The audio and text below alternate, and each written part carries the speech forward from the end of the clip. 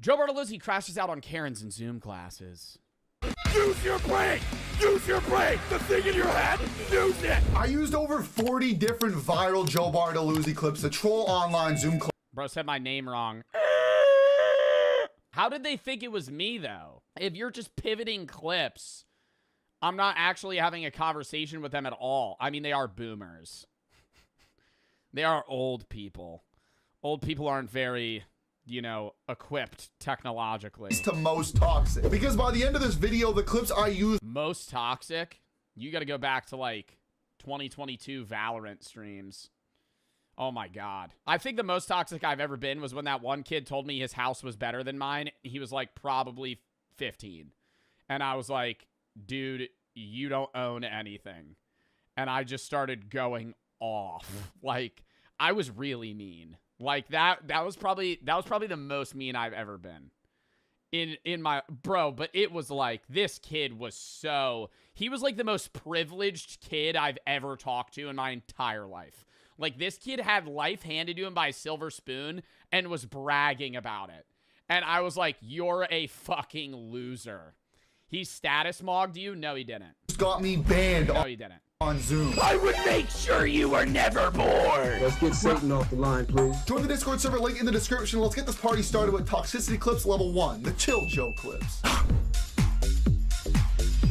I think it's also perhaps a mark of maturity. And you mentioned experience. You know, when you're young. What is this Zoom? What is the Zoom call, though? Like, how is he finding these Zoom calls? Who are these people? And you mentioned experience. You know, when you're young, you don't know what you don't know. You try everything because you haven't tried it yet. So how do you know if you don't like it? I mean, do you really, really know? Have you tried it? I don't know. Yeah. The awkward silence coming out of that was insane. And then I read this wonderful book called Why We Sleep. Oh, no, this is going to make me, dude, no, this is going to make me so uncomfortable. Andre just came in. Andre, so we'd love to hear what you have to say, love to hear your thoughts during the discussion period, but that being said, well, Jarvis?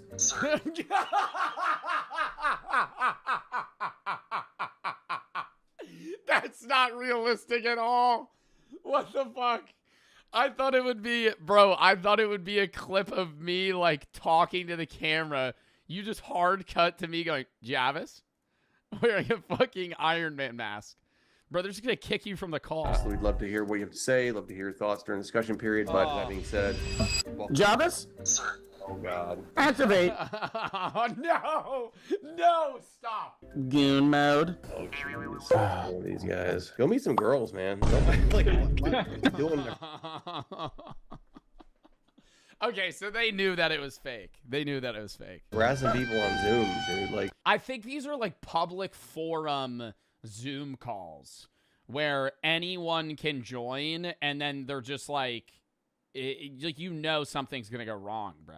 This is an alpha male dating class? No, it's not. Wait, what? These guys are like 40. There's no way. activate goon mode. Oh, jeez. Oh, these guys. Go meet some girls, man.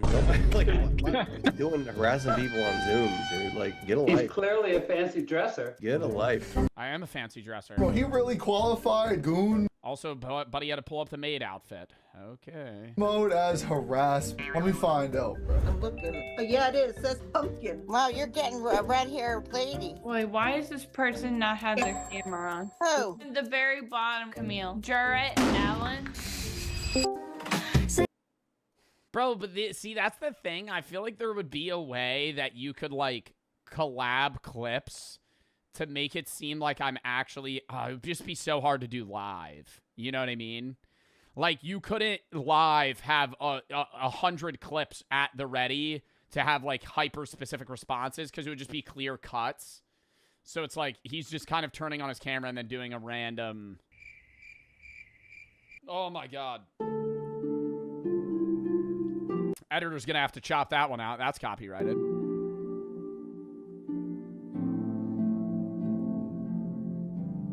What?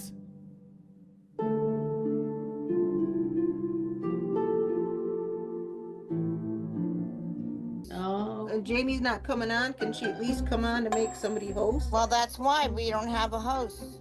Oh, shit! Oh my god, they don't know how to kick it. Ladies, we can't kick him off. I'm calling Jamie. They call him the Oh my god, she's calling somebody to help kick him off or kick me off. feds.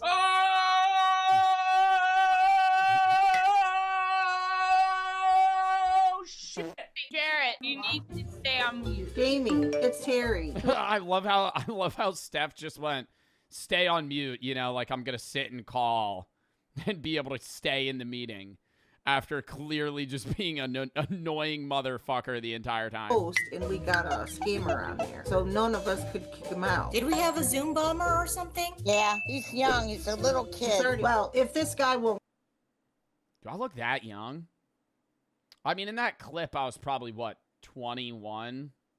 go away, then I'm not staying on. Why not? I'm not staying on either. Sorry, I gotta take care of my dogs. To them, I mean, yeah, comparatively. All right, I'm gonna wait. leave. Hey, cool. I ain't ruining stitching night for the grannies, yo. And if you think this class was wild, later in this video, I played 4 clips in the same class. And let's just say it got a lot crazier than that. Use your brain! The thing in your head! Use it! No, it's just harassment. Oh my god, you're a pussy! It's harassment, bro. Come on. Come on. It's harassment. Buddy, I've been harassed. Real harassment, bro. Come on.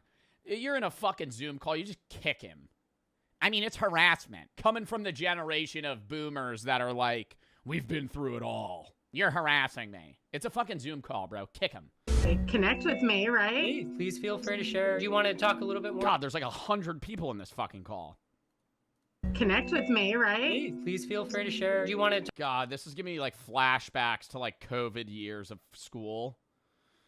Oh my god, like 2021. You're just sitting in a fucking Zoom call with like 30 other people. Talk a little bit more about what you do? Yeah, I'm a neuroperformance success coach. Yo, the intro to this song is fire though. No, dude, the clip selection.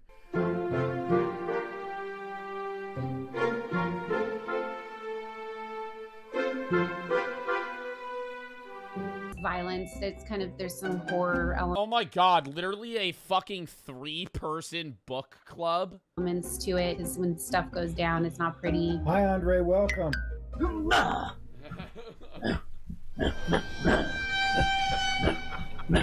fuck? So those are the kind of people that tune in here. See, like that one maybe could be, I don't know, like the blur makes it seem less real. Hang on. Take our water and we put it onto the roads. So there's some decentralized stormwater management that I'm going to touch upon with regards Oh, this is just dead ass a college class. downspouts. Turn that shit off.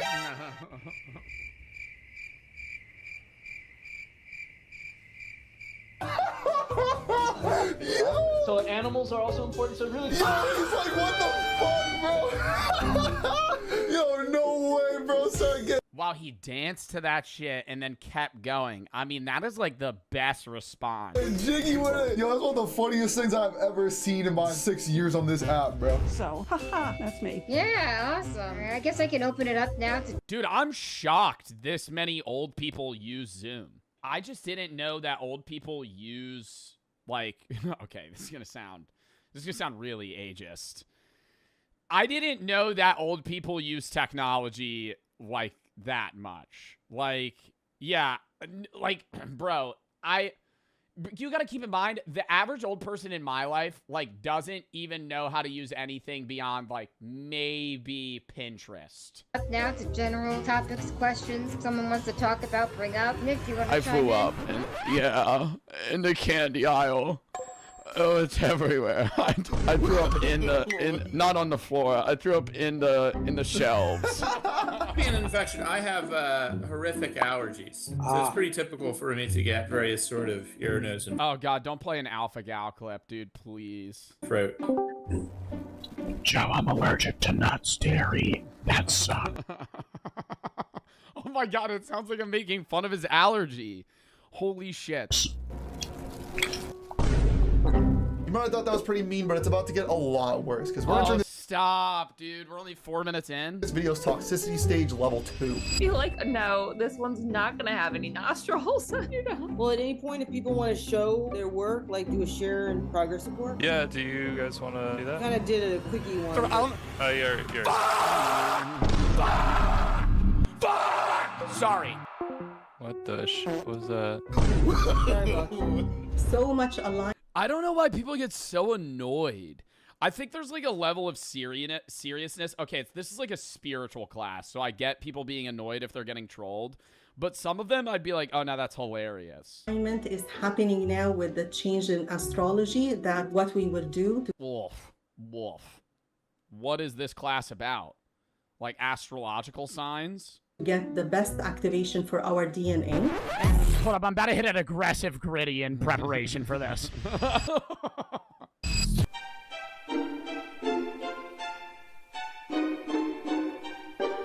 Oh, I finally kicked me. Physical life and your dream. Understanding dreams class. Holy shit.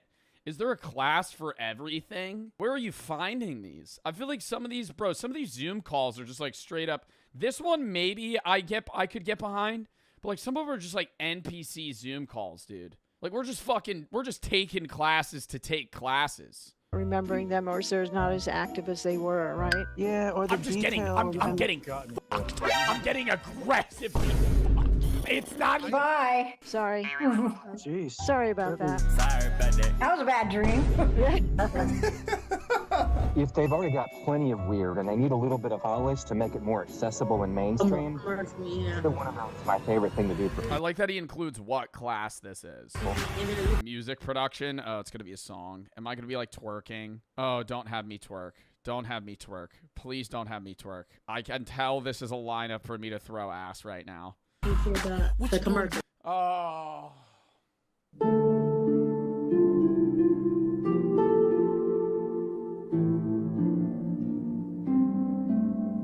Tell me know what been happening with this type of stuff. That was great. That happened last time, too. She talking about that. That happened last time. Whatever. Every call, there's just somebody that unmutes and throws ass.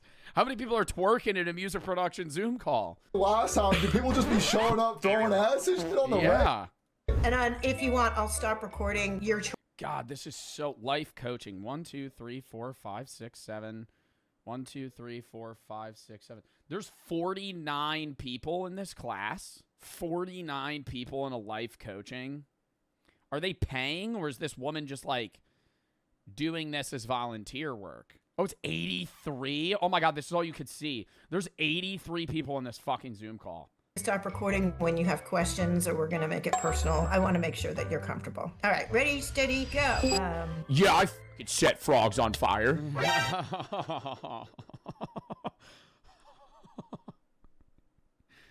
All right, so maybe you should stop doing that just as a piece of life coaching. That's kind of something that psychopaths do. So, Terry, can you help me? I'm going to stop recording. What if I was actually lighting frogs on fire? This is a life coaching. This is a life coaching Zoom call. You're not going to speak me through this? Try again.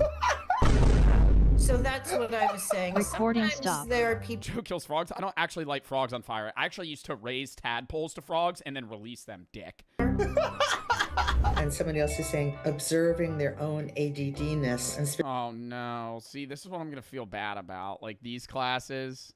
ADHD advice, bro, don't be a bad clip. Don't be a bad clip. Specifically noticing differences, and there's a lot more than that. Back to I danced that long in those fucking moon shoes? Jesus. that. How are you going to manage your mind, your thoughts? Mentality improvement. It seems like a lot of them are like self-help esque classes About what's happening, whether it's in the dating world, whether yeah, I feel like this is like a rough class to Zoom bomb. I feel like if you're Zoom bombing an astrology class or like some environmental like course that's different from like this is a class that's trying to like help people through struggle. whether it's with someone that you're talking to, or whether it's thoughts about yourself. Who are you going to Oh God, if you play a clip of me saying to shut the fuck up. be in this next chapter? You know, maybe I'm like you're Mr. Gladwell fucking my mom.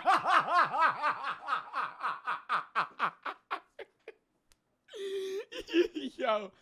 Oh my God. Okay. I hear them at night and it's just like constant noise. And he's just going at I it. think it was like a week away. I threw up this by Making Friends Club. far the biggest event I'd ever done before. You know, what that showed me really is... Yeah, there's a rapist murderer that pedals on a bike around here. And I think I just saw him 5 minutes ago, 2 blocks down the road. Anyways, see ya. You know, next Saturday night, and he Dude, I don't even remember half of these clips. Like, I don't remember that. would say to her, What the fuck was I watching where I said that? clear communication, you're not going to hear from me every day. I am interested in seeing you again. There's going I'm to just be like no in somebody's butthole, and it's just like, like, yeah, how to laser that fucking polyp off. No. I know that. I know what I was talking about, that shitty ass game, bro. That shit had good reviews. It was the worst game ever, bro. All you did was walk around somebody's asshole and fucking laser out corn and shit that couldn't be, like, they couldn't process in their intestines. That was like the fucking worst game ever. As you take those deep breaths, Oh, not a meditation class. see if your body starts to settle a bit.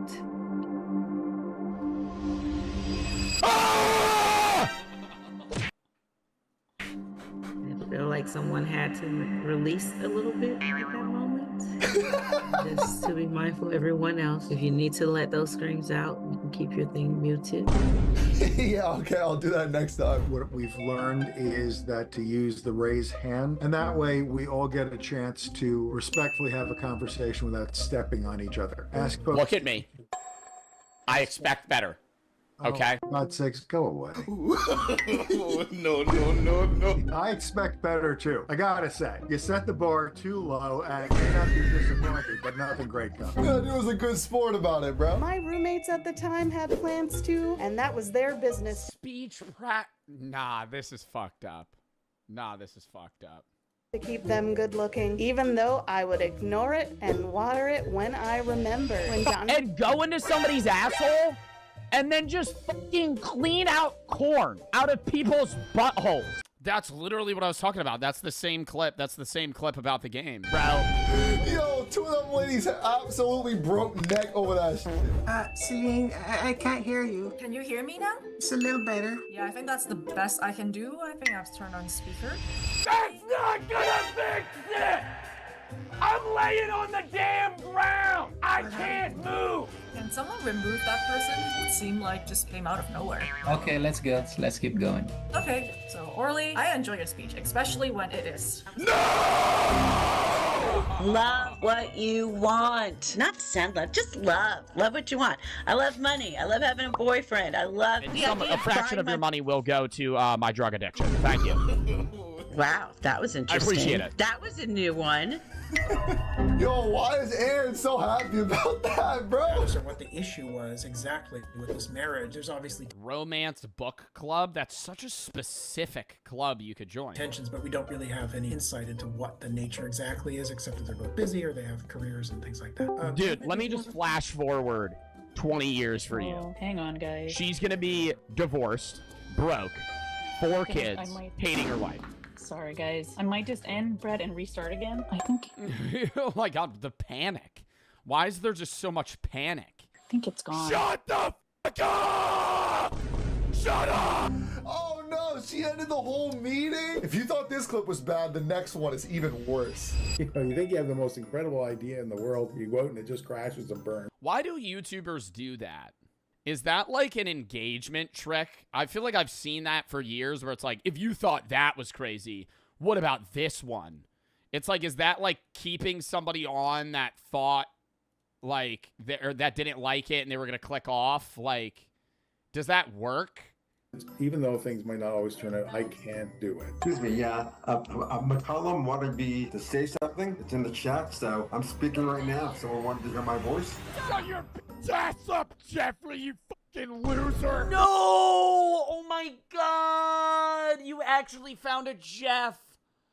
Oh, you found a Jeff. No, he's gonna think that's real. Play Crash Bandicoot on the PS2, you fucking bitch. So you'll be fine without it, but you might want to have... how did he plan that, bro? Yo, they got a lady doing sign language for everything. I wonder if I put the most fucked up clip on here, if she would actually interpret it. You fucking cracky!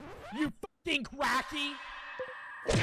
Oh, you like coffee in the morning? Oh, you're a fucking drug addict. Yo, Oh my god, she was actually signing that. To all of my sign language interpreters in the comments, let me know if she was actually spitting correctly. It also, I mean, it looked like she was. She was mouthing out the words. we're about to be entering toxic level 3. Wow. We got a great public transportation system, so we may talk about me being a Chicago. Real estate class. What knowledge do you think they're fucking instilling on one another? I wouldn't want to be a landlord there, also known as Crook County. We invest in Indiana, a lot more landlord friendly. I see we got... Probably have a fucking dead deer hanging on your fucking wall right now, you dumb Half of y'all have taxidermied fucking raccoons in your... Oh my god, no. Fucking house. And you're gonna sit here and tell me it's weird that I picked up a skull? Recently. Oh, jeez, that was creepy. He should have cut the last part. It would have been more real. Did they just pop on? Yeah, what happens is, unfortunately, people like this that have real mental issues. Yeah, I was like, why would he want to even do that? I don't know how to get that. Well, because he's mentally ill. If you look at our society today, if you look at social media, they're so desperate for attention, they'll make an assassination attempt on the president. You know, they don't have a chance. So, how are we relating this to the assassination attempt on Donald Trump? He cuts to a clip of me yapping about taxidermied rats because I was talking about how I used to collect skulls that I found in the woods. And now that's mental illness in relation to somebody trying to kill Trump. There's a lot of sick people doing a lot of sick things, and all we can do is pray for them and move. I feel like Zoom bombing versus potentially assassanating someone are not together. You guys. You guys are fucking numbers. All you are is numbers. You're like ants. You're just a pea in my bowl, buddy. You're just a fucking pea in my bowl. There's a fucking 100 other peas in my bowl. You're why girls are crashing out on social media and politics over it? Progress. I sucked ass. I mean, when I tell you, you ever see the movie Life? That was the most incredible start I've joined a Zoom call to ever. I remember after that game, and I was so embarrassed. I felt like I'd let my dad down. My brother, he said, I believe in you. Try it again next time. Oh my god, no, you can't cut in right now, bro. He is actively talking about a family experience he's having. Oh no. This is like going into, oh yeah, when I feel like, dude, it's just different. Oh god, this is gonna be a bad clip. It's the impact that a brother can have on a younger brother. If I had the power to bend time, I would make sure you were never born. I swear to God, your family lineage would be wiped off the face of the earth. Yeah, let's get Satan off the line, please. Who is that? I don't somebody named Duncan. Okay. It's one of those people that bomb Zoom meetings. Oh my god. The guy's face above me was legendary. Yo, I'm sorry I'm not talking. I'm in like fucking, dude, this is like panic. Hello, Eddie. It's my Wait, he met the same guy a month ago? No shot. Face above me was legendary. Oh, this guy again. Hello, Eddie. It's my There are two requirements. So first, show yourself, please. Fuck you! Oh, no, it's a one-on-one with Eddie Munson. Out of my chat, bitch! Why, you fucking asshole? Yo, I love that. No, I love that he's clapping back, though. Hold up. Not your fucking chat, you bastard piece of shit. He said it's his chat. Fuck out of here. That's the big Harvey. Wow. Who is that guy? What does he do? He's chat, bro. Anyone feel like they want to see something? Weapons of mass destruction class. What? Like, where are we finding these Zoom calls? That doesn't even seem like, I would never assume, like, what? Is it a class about, like, nuclear bombs? Something again, or what are the answers? Number 2. Number 2, okay. Take a quick look as we go through again. Oh my god, we're just looking at, like, fucking, like, scythes? What are we looking at? Just random piercing torture? Oh, no. Nope. Fucking kill him. Fucking kill him. Take him out back. Fucking kill his whole family, okay? I'm not gonna have this. Do you see that? Do you see the on my fucking head right now? You see how bad this fucking cut is? Did you see what he did? Thank you very much, Mr. Sergeant at Arms. Ranger, thank you for opening up the meeting on time, sir. Alex, can you tell us a little bit about what brought you to Getting Toasty today? My dream is Toastmaster. Type in chat! Type in chat! Because I know you're hearing me. Type in chat and respond to what I was saying.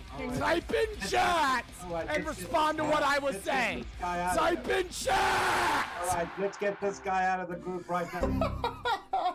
It's like the Zoom bus just let out. Yeah. Okay, yeah.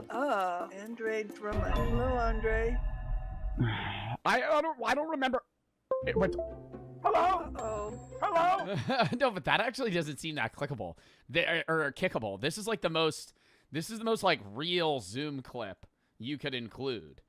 Like it just looks like I'm having technical problems. Yeah. Okay, yeah. Andre Drummond. Hello, Andre. I don't remember. It went. Hello. Uh-oh. Hello. Hello. Uh-oh. Hello.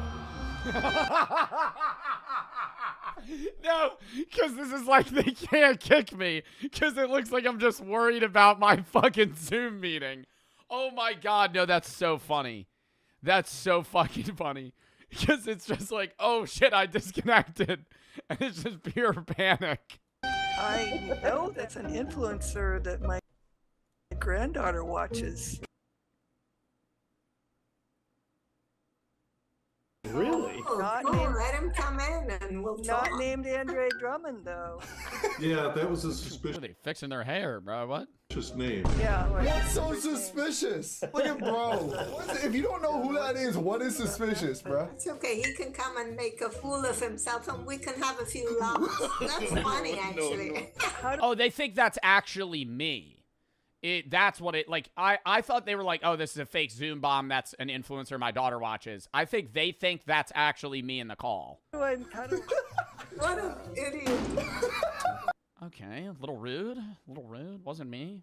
Did I hear you say that you recognized him as someone? Yes. Your daughter? When did I do that? Use your brain! Use your brain!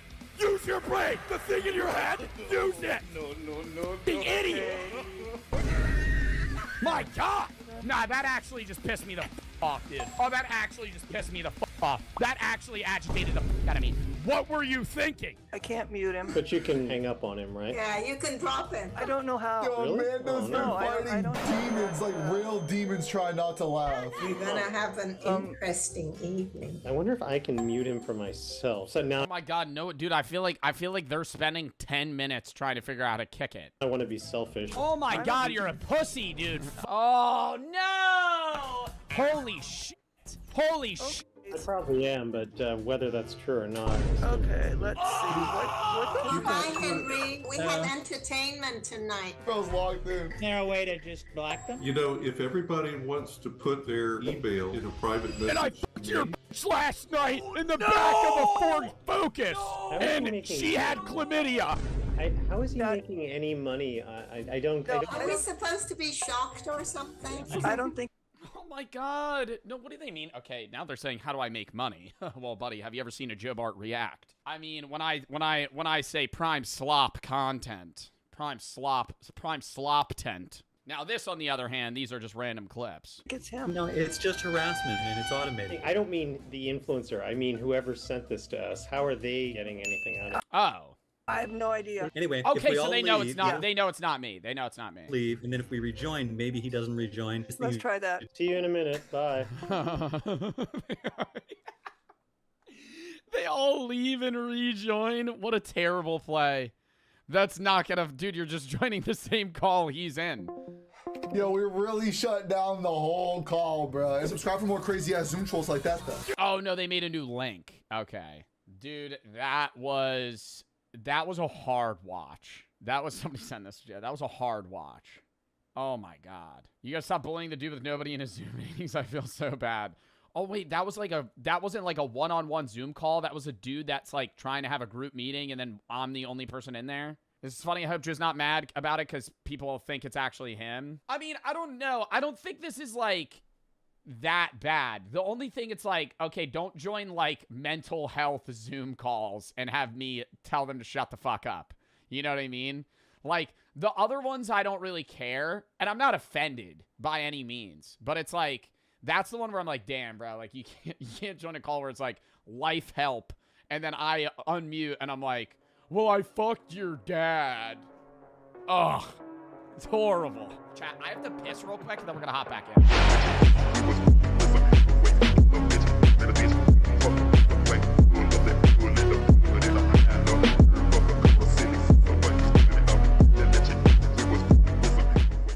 I tried to join the Illuminati. The Illuminati is real. Jesus, that's loud. Hold on. The Illuminati is real. I mean, you can go to their website. So I did, and I contacted them to join. Hopefully they respond. They did respond. There are like 100,000 people in this cult, whatever this is. And I just signed the contract they sent me, so apparently now I'm one of them, which is... Nah, that literally looks like a money scam. That is not no contract. That looks straight out of the beginning of the United States, bro. That looks like the Declaration of Independence. I'm one of them. That is not a contract. Exciting. Hopefully I come back from this alive. Okay, I entered my phone number into the contact form a few days ago, and I just got a text from them on WhatsApp. WhatsApp about Illuminati fraternity. The Illuminati is a secret society that strives to promote spiritual... Would y'all join the Illuminati? If you somehow could, would you? Ethan for the 500 bits. The real Illuminati, right? Like the conspiracy theory Illuminati. Not that dumb shit where it's like this looks fake. Even though this is the official website. When the Illuminati fraternity, you must have to be an initiate. The Illuminati does not practice human killing or sacrifice, contrary to what many people thought. Its main goal is love, unity, and freedom. Its main goal is love, unity, and freedom to realize dreams faster. That does not seem like the Illuminati I know of. Realize dreams faster. Okay, sounds like a plan. This is clearly like a copy and paste to every new member, though. I want to actually talk to him, okay?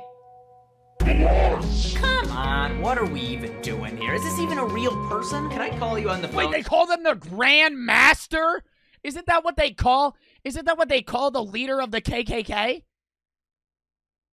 Wait, no, that's the Grand Wizard. To discuss this? That's the Grand Wizard. There will be a time for calls. We should like to know pretty well about yourself. So tell me, what is your occupation, marital status, parental status? How much is your monthly income? Yeah, I'm simply never telling some dickhead on fucking WhatsApp all of this info about me that wants me to join the Illuminati. But he's about to say, what's your social security number? Reluctantly, I gave him the information. I mean, most of it's public knowledge anyway, right? I mean, we gotta move further in this conversation to learn more, so you gotta do what you gotta do. I grew up what many people would consider a cult. It's called fundamentalist Mormonism. I grew up with one dad, 4 moms, and I have 44 siblings. That's 44 siblings? Calvin Wayman. He's an ex-member of the cult from this Netflix documentary. He'll be helping guide me through the world of the Illuminati because he's got some experience himself with this stuff. The reason something like this works and the reason my religion/cult worked is because of the potential reward. You're gonna get all the secrets. For me, like, join, you're gonna become a god someday. Who doesn't want to learn the secrets of the world? Who doesn't want to stop being broke and be on the inside track? Like a toxic relationship, a lot of times you don't realize how toxic it is until you leave. According to the most recent message from the Grand Master, 85% of all billionaires are in the Illuminati, and most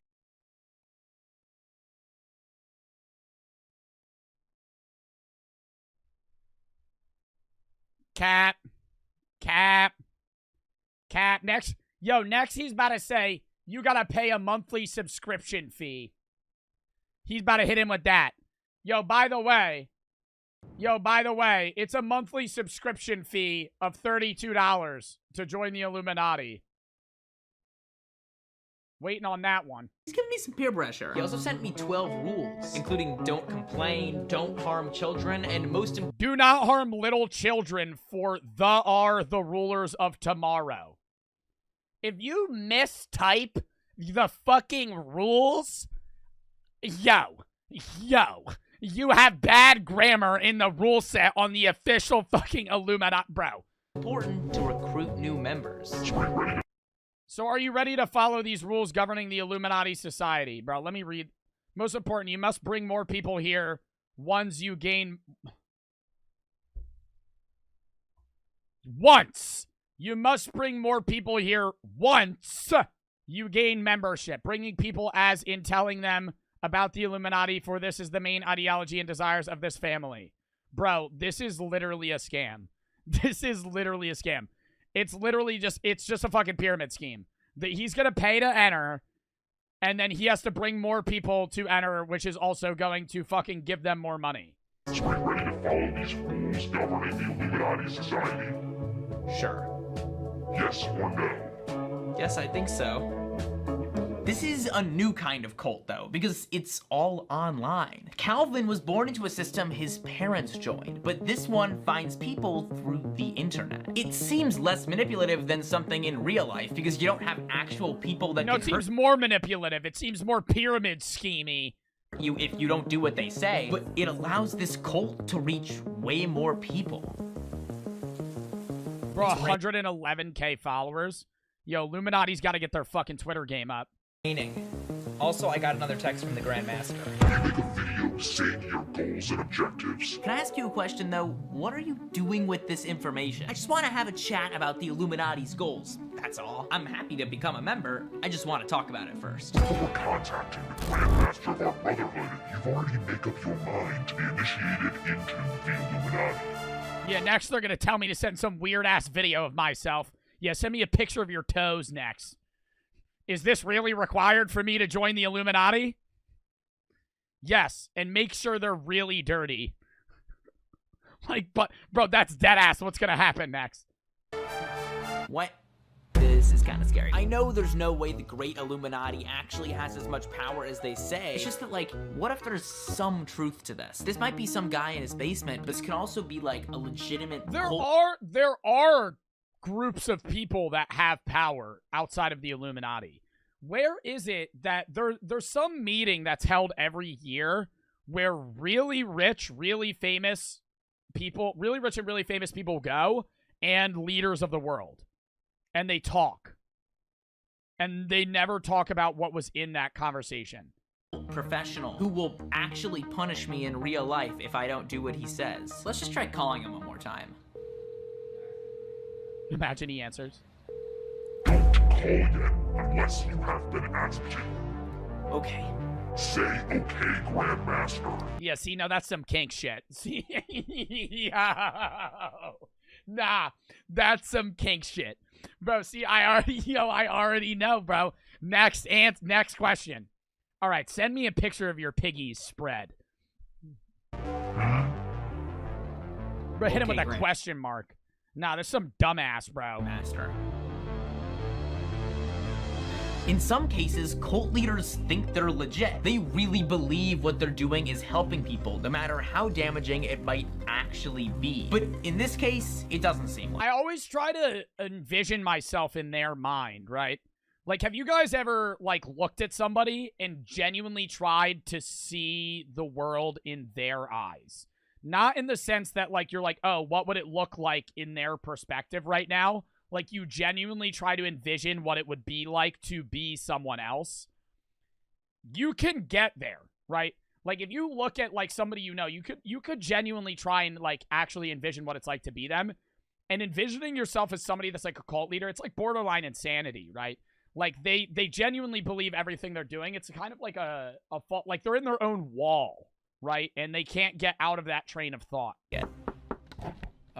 I was not the Grandmaster. There's a couple of weirdly authentic elements to it, though. Like how he explained how your friends are gonna laugh at you when you tell them you've been talking with the Illuminati, but really they've been the ones writing those stupid articles making fun of their existence. Brad Esposito wrote every goddamn article on the fucking Illuminati on BuzzFeed, but his whole job is this shit. Writing those stupid My God, Brad. articles making fun of their existence. Which is kind of weirdly believable, because everybody knows no human works for BuzzFeed anymore. And I mean, who are these people writing these articles? Also, he told me there are no membership fees to join, which is weirdly nice. There is no membership. Your registration fees is anything that comes from your heart.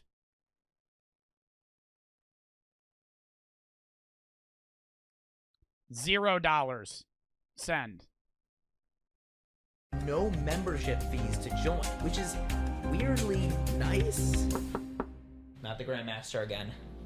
Yeah, it sounds a lot like my cult / church that I grew up in. You know, like you donate money to it. You don't have. There's not a set amount. No, we don't. You don't have to donate money, but here's a basket if you want to give us $1,000. You suggest 10% of all of your income. 10% of my income. Fuck. Our cult leaders. 10%. Huh. Huh. It's another state tax. Jesus. That kind of inherit the cult position. 10%. Huh. They get put in that position and they think they're doing the right thing. Then there are people that very much are doing it deliberately. I think Nexium is a good example. He very much wanted to manipulate. Nexium is a well-known example of this non-traditional cult. Although it didn't have the name recognition of the Illuminati, their charismatic leader, Keith Raniere, made his members call him and made them sign a pledge Yo, I really want to join a cult for like a week. Just to like see what it would be like, bro. For like 1 week. You know what I mean? Just pull up, be like, all right, I'm in. Right? You join that shit. Then they start telling me like, all right, we're gonna start embracing each other. It's all about love. Okay, blah, blah, blah. And then it goes down that weird path where they're like, all right, we're all gonna kill ourselves on March 25th, 2032. And then I'm like, okay. Okay, that's where you lost me. All right, that's where I'm gonna back up. See, because every cult, like, lures you in with, like, I'm not talking about, like, racial cults, right? Because that's already whack off rip. But, like, cults like this, it's always, like, about, like, love or success and, like, finding who you are. And then, like, as you go in, then it's like, yeah, the real goal is we're all going to kill ourselves on March 25th. I'm like, no, I'm not. Okay, never mind. Ethically control as much of the money, wealth, and resources of the world as possible. Sounds familiar. Nexium failed because Keith sexually abused most of its members and got thrown in jail like Calvin's cult, but the Illuminati has learned from their mistakes. As far as I know, they aren't doing anything to their members. Wait, the Illuminati actually had a genuine leader at a time? The Illuminati is run just like Nexium, a system that benefits those that are most involved, because they're the ones making the leaders the most money. The members are forced to put in more and more hours to work up the ranks of the leaders' respect. Now that I think about it, I have only talked to one leader from the Illuminati. And even though I could have easily lied, I just gave him my real name and I didn't even realize it, but he probably could find more information about me on my WhatsApp account. I don't know if this guy is a hacker, but if he is, things could go south really quick. Especially when I try to leave this cult at the end of the video. I don't know how happy he'll be with me. Luckily, I have notifications. Just block him. Like, what? Turned on for Aura, which tells me when there is suspicious activity going on with my bank account, and is also the sponsor of this video. It will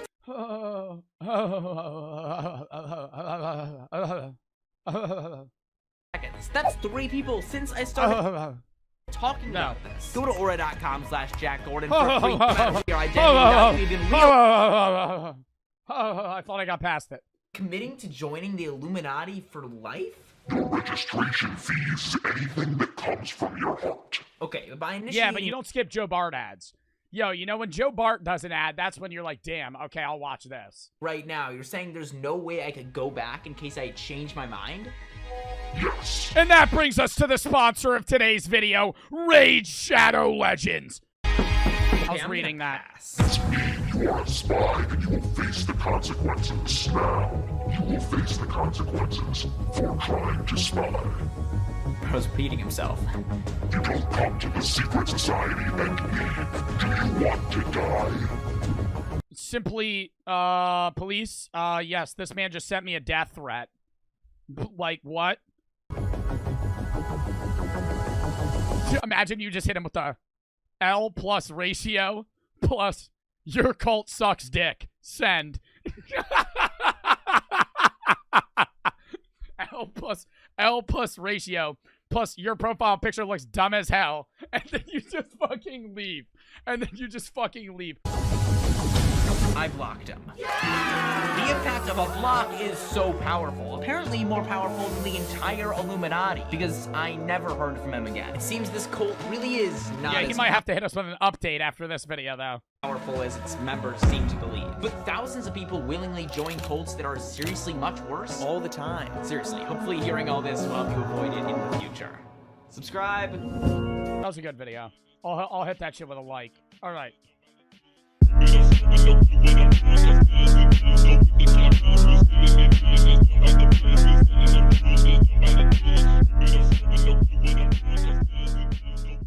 The unhealthiest restaurant in America and why it's controversial.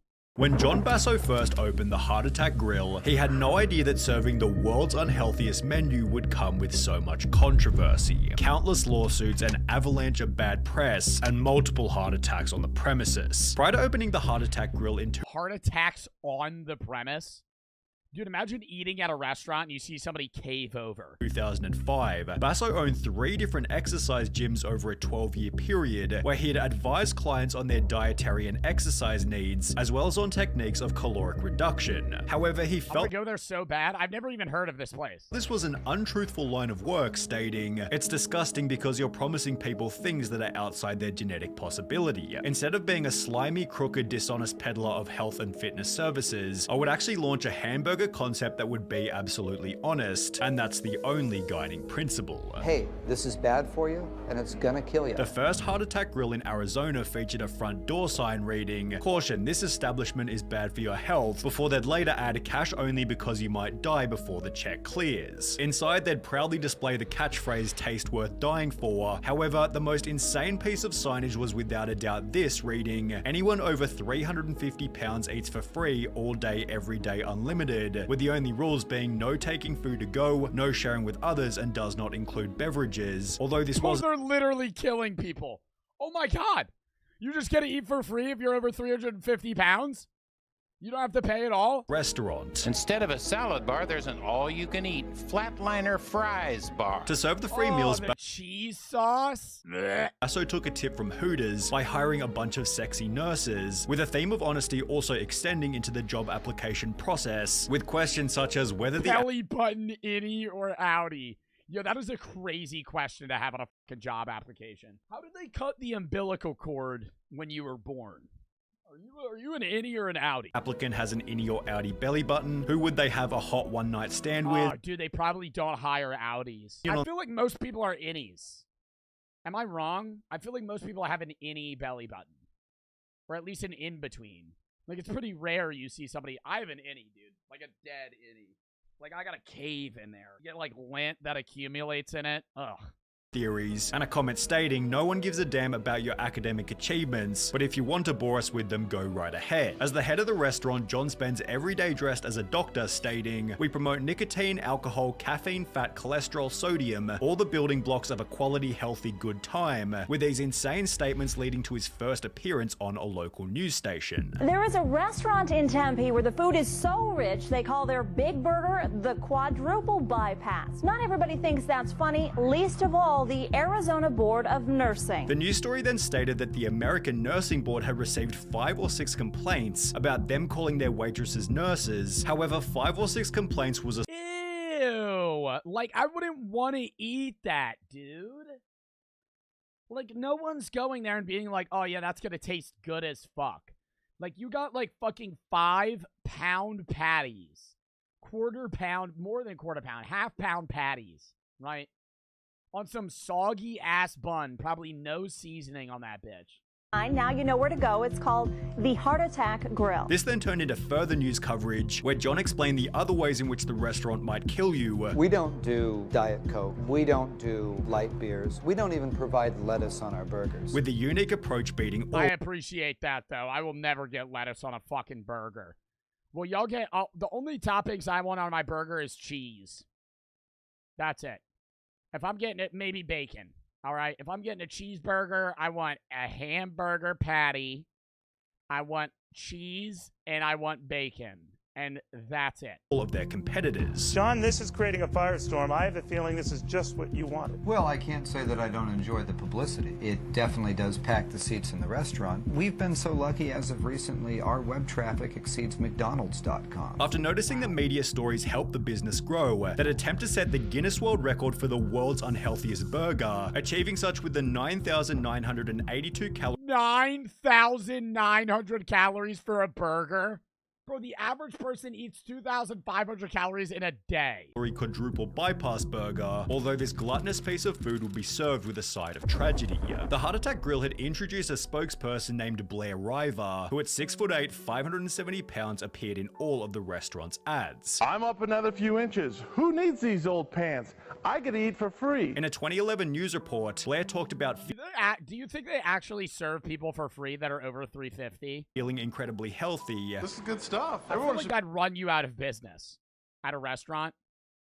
If you offered people free food, if they were just over a certain weight, anybody that was over 350 pounds would just flock to that fucking business. Be modern size like myself. However, he passed away before the interview even aired. Sadly, we now know how long that was. Blair died last week. Dude, he died at 29.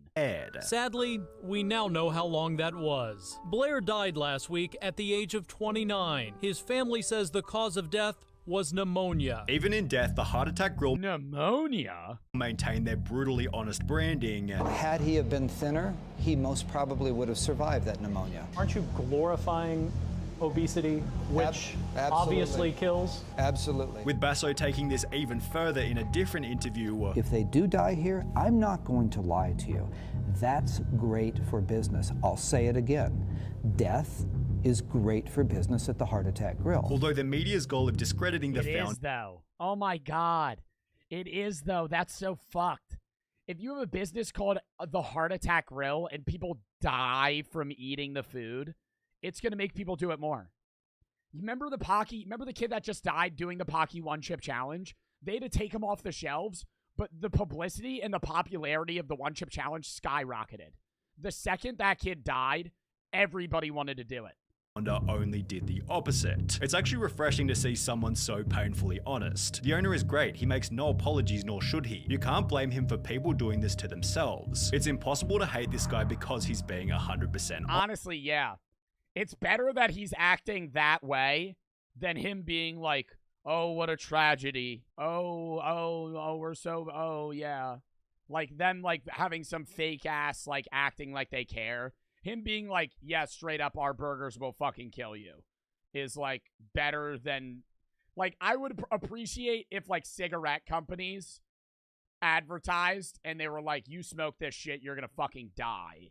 Rather than them being, like, making their ads like some, like, hot girl smoking the cig and, like, fucking making it look cool. Yo, that's what's the difference between the United States. In the United States, when you smoke or, like, you see ads for, like, cigarettes and shit, they'll put, like, you'll die doing this, but, like, they'll make the ad look cool, right? Whereas, like, when I was in Mexico this past summer and I bought a cigar, all over the cigar, they wrapped it in, like, some dude with a ventilator. And they were like, you're gonna die if you smoke this.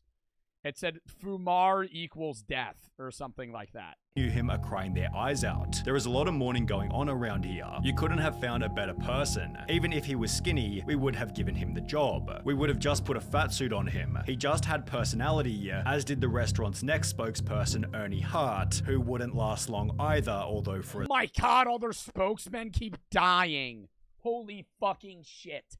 Dude, I've never even heard of this place before this video. a slightly different reason. In October 2011, Basso moved the restaurant to the land of indulgence, pleasure, and poor short-term choices, Las Vegas. The new and improved restaurant featured a public electronic cattle scale, as well as new signage reading "Fighting Anorexia Since 2005" and "Send Hate Mail To," followed by their address. The new location also led to a brand new slogan, "Remember, the calories you eat in Vegas stay in Vegas," as well as an instant increase in business. We've both doubled in terms of money, in terms of square footage. However, the craziest change was without a doubt their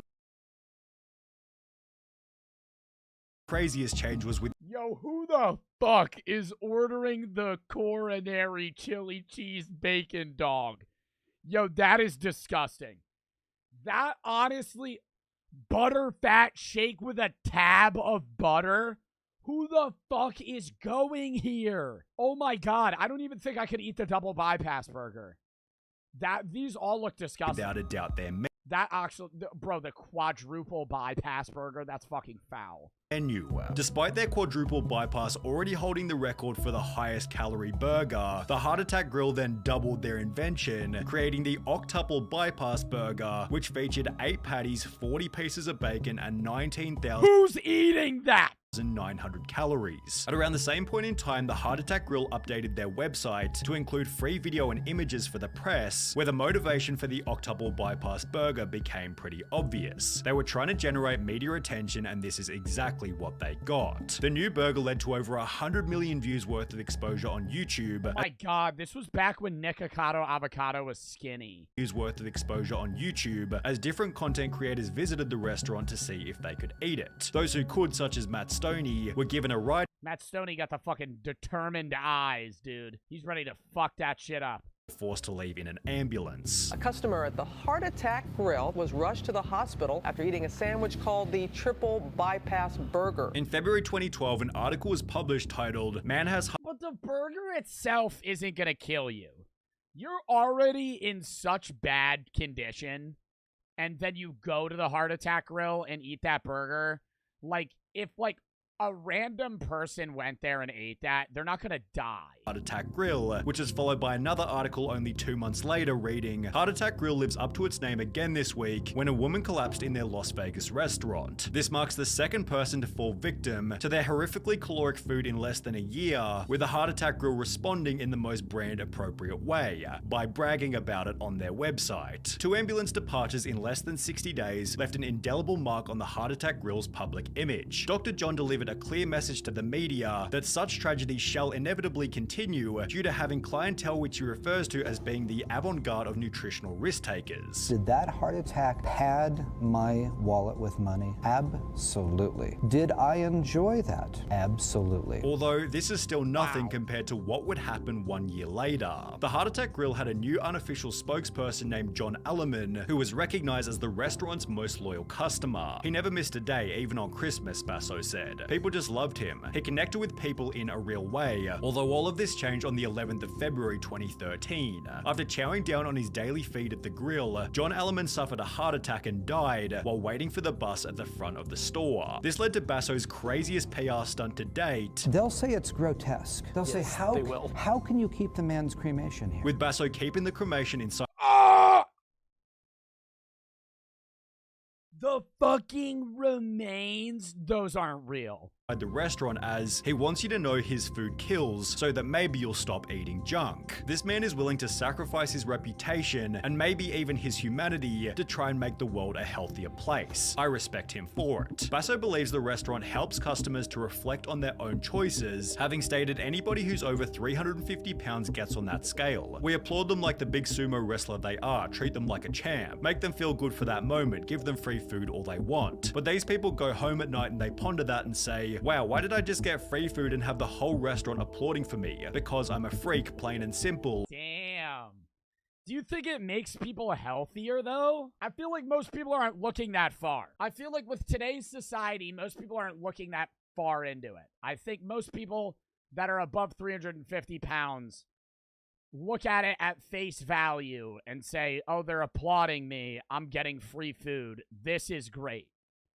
I don't think they're saying, I'm getting free food because I'm so obese that I'm actually going to kill myself at this restaurant. Adding, I'm running an obesity intervention and I think it works. I really do. Everybody should check out our Facebook and see a lot of people say, hey, Dr. John, I've lost 82 pounds. I'd go every day. Yeah, I mean, like, that's also the logic of, like, dude, if they're 350 pounds, they're eating for free. Like, now they don't have to fucking they don't have to deal with food costs anymore. And now they're just going to eat more and more unhealthy shit. They're going to kill themselves at the restaurant.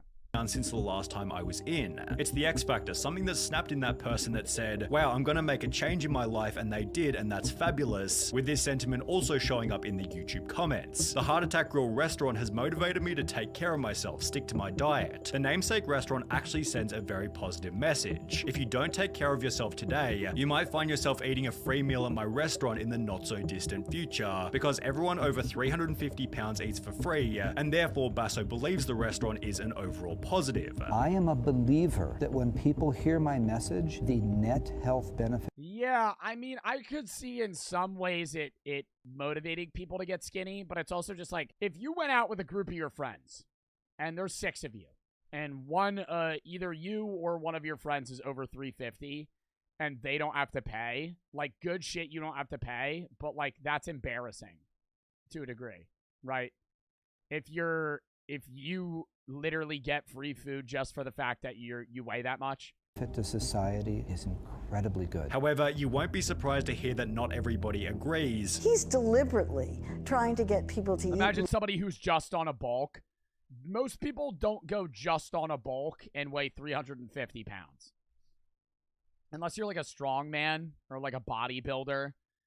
Like, if you're going in a bulk, most people are going to be like 220. Weighing 350 is pretty hard. Bourdain, who stated, there is a restaurant in Vegas, I think it's called the Heart Attack Grill, where if you're over 350 pounds, you eat for free. I think that should be pretty much a war crime. On top of this, a former Weight public talking about her terrible time working at the restaurant, explaining that after a man passed out mid-meal, a manager made me take out my cell phone to record a video of the whole thing so they could send it to the media. It was on a Friday afternoon, and he hoped it would make the news so they could have a busy weekend. On the opposite end of the spectrum, a different waitress stated this. I've been here 11 years. I enjoy this way too much. So the experience clearly depends on which person you ask. In a different instance, the PCRM sent a letter to Basso asking him to declare moral bankruptcy and close the Heart Attack Grill. However, given the restaurant earned $5.5 million in revenue last year,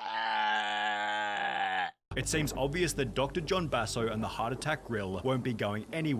$5 million? Oh my god. Oh my god. Oh my god.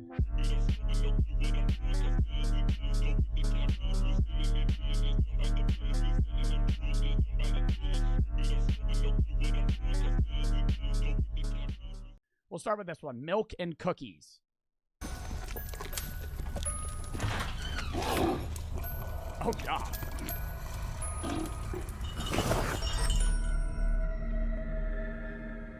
Walter White. Whenever the name Walter is said, that does not mean f***ing Walter White, chat. He's here. Oh, she's gonna get eaten. Oh, stop. Oh, stop.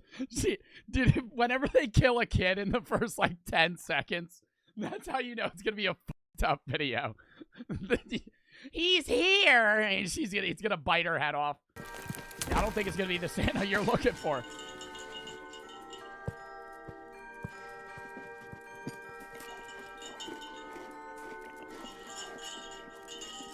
Oh, he looks bad.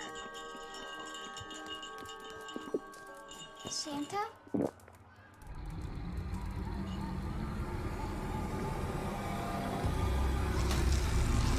Yo!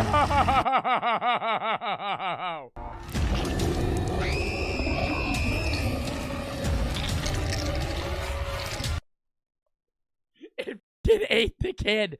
It fucking ate the kid. Or what is she sleepwalking too?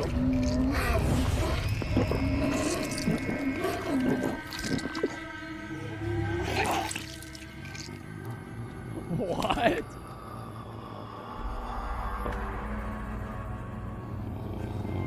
Run! What are you just fucking standing there? You ain't beating him, he just ate your fucking sister. Cammy, the lady, is that you?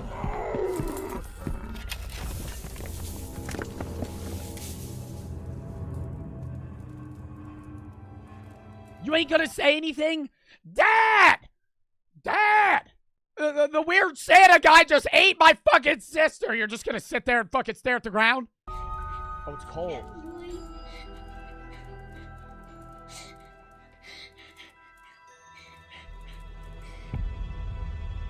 Years later?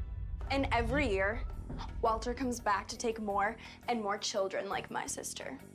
His reign of terror will finally be over. We will no longer fear Christmas Eve. And I hope she dies.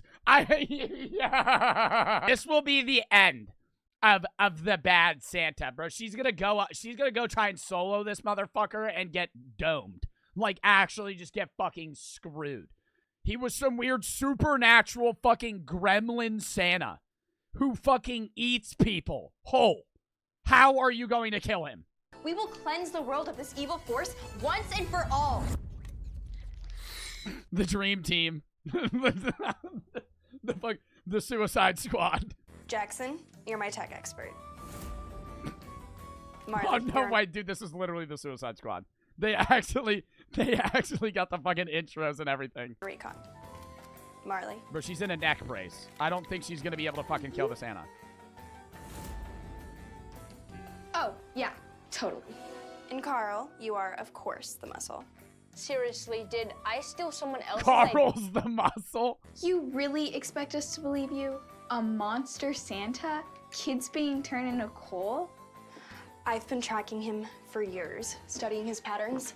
Kids like Kenley. Oh, he turned them into coal. Oh. So listen up. His MO. First, the sounds of jingle bells. Then the smell of warm gingerbread cookies. That's how he gets them isolated. Yo, not Carl the muscle hitting him with a gulp. Dude, we're gonna stick together and stop him from hurting anyone ever again. How are you gonna fucking kill him? They haven't even mentioned how they're gonna fucking kill him. They're just gonna find him. Let's send Walter back to where he came from.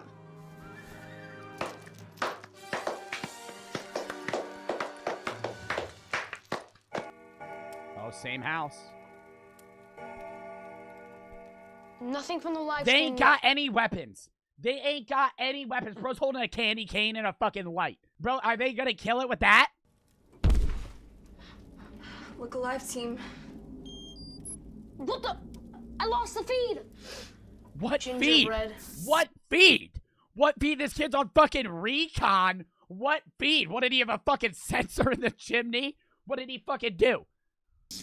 This team's dead as shit. This is the Fantastic Four. What's a shitty superhero group? That.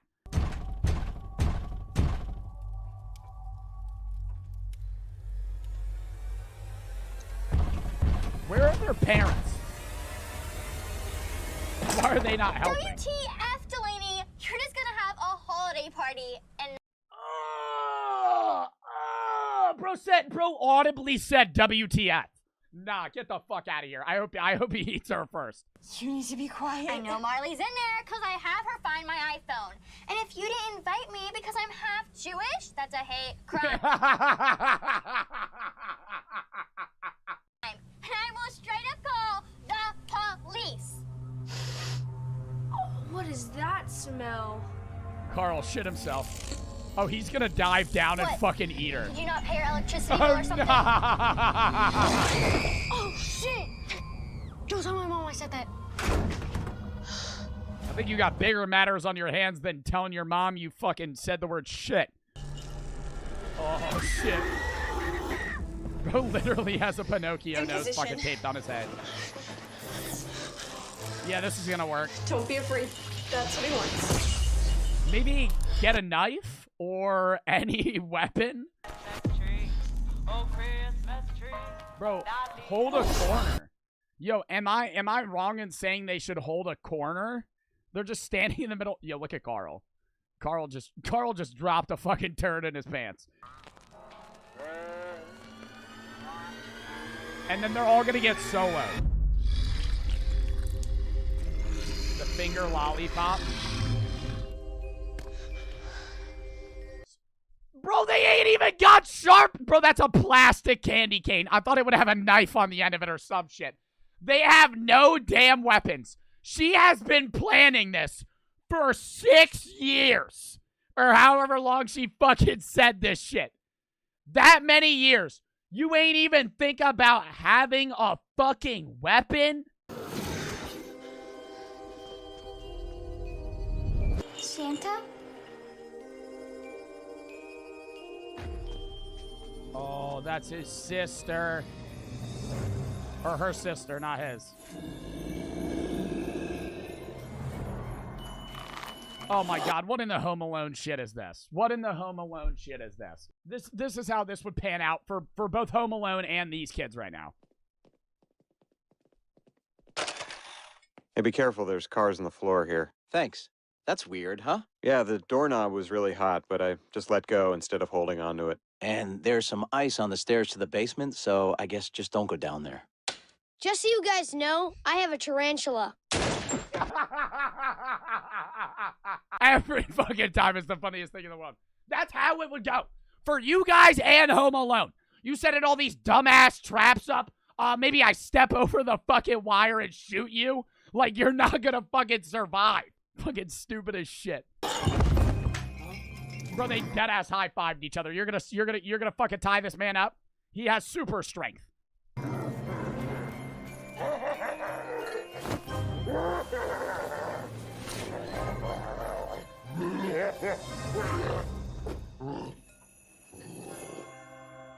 Love you, Kenley. Season's beatings. That was so cringe. Oh, that was so cringe. That that upset me. You're gonna kill him with a snow globe. You're gonna kill him with a fucking snow globe. That would take forever. Season's beatings. Oh, now you got it all over the present. Do you want like a wet wipe or something? Go work, team. We did it. Wait, I'm sorry. It's gonna get back up. Did you and kill really all yell of them. out Season's beatings? I hope it gets back up. I hope it just fucking self-revives.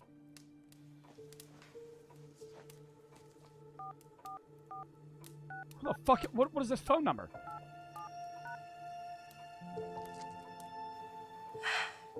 It's me. You can come get him now. I'll be right there.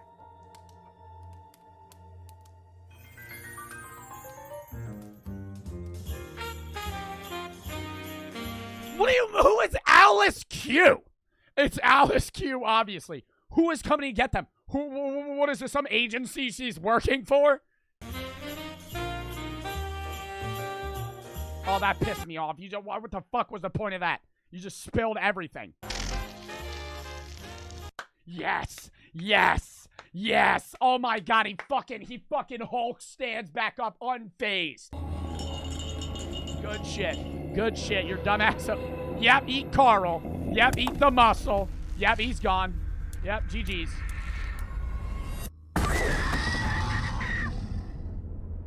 They really thought they beat him with a snow globe. They really thought they beat him with snow globe and lights. Dub. I wasn't even gonna watch another one. It started auto-playing. Mommy Uncanny. This one probably ain't even fucking Christmas related. I don't give a fuck though. It's bedtime. ... Mommy put Jacob to bed. Hours pass. ... Jake hears weird noises coming from the closet. Oh no, I already don't like this one. This one's gonna be the scariest. It's 2 minutes too. Little Yoda character. I'm hiding behind the bike. I'm retreating. Ah!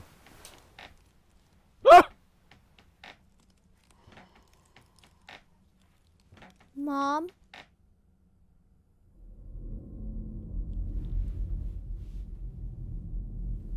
Mom? No, I'm literally getting chills. Ah! Oh my God. Oh my God. Oh my fucking God. Dude, that's scary as shit.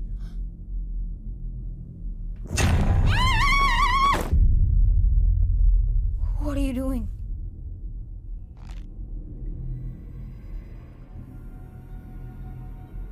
What are you doing, Mommy? Watching you sleep. Why? Because it's time for bed.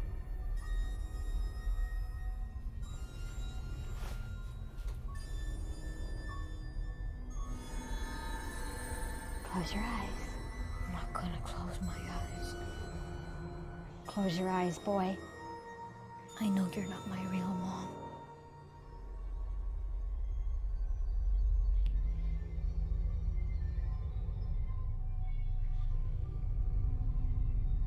She about to Hulk out. She about to curb stomp you. Oh my God, is she retreating into the closet again? What is happening?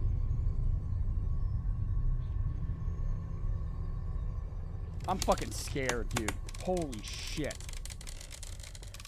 I'm running out of the door. She's gonna rip it back open. Stop, stop. Mommy!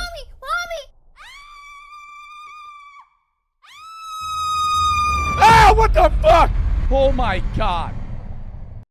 Uncanny Valley shit where, like, they look kind of human is, like, oh my God. Like, just even photos of Uncanny Valley fucking scare me. Oh, where is one? There's one that's, like, weird as fuck. It's like, I'm trying to find a picture. It's like when they look kind of human, but they're not, like this. Like, they're, like, semi-human. Like, they look yeah, Momo. Like, whenever their facial features are just kind of off slightly for some fucking reason, this is one. This is one. This. Like, he looks like a person, but there's something weird. And you don't know what's weird about it, but he looks weird. It's like the Superman-esque thing. Yeah, but he is Superman, but he just looks odd. For some fucking... One more? Nah, I got a dip. I actually got a dip.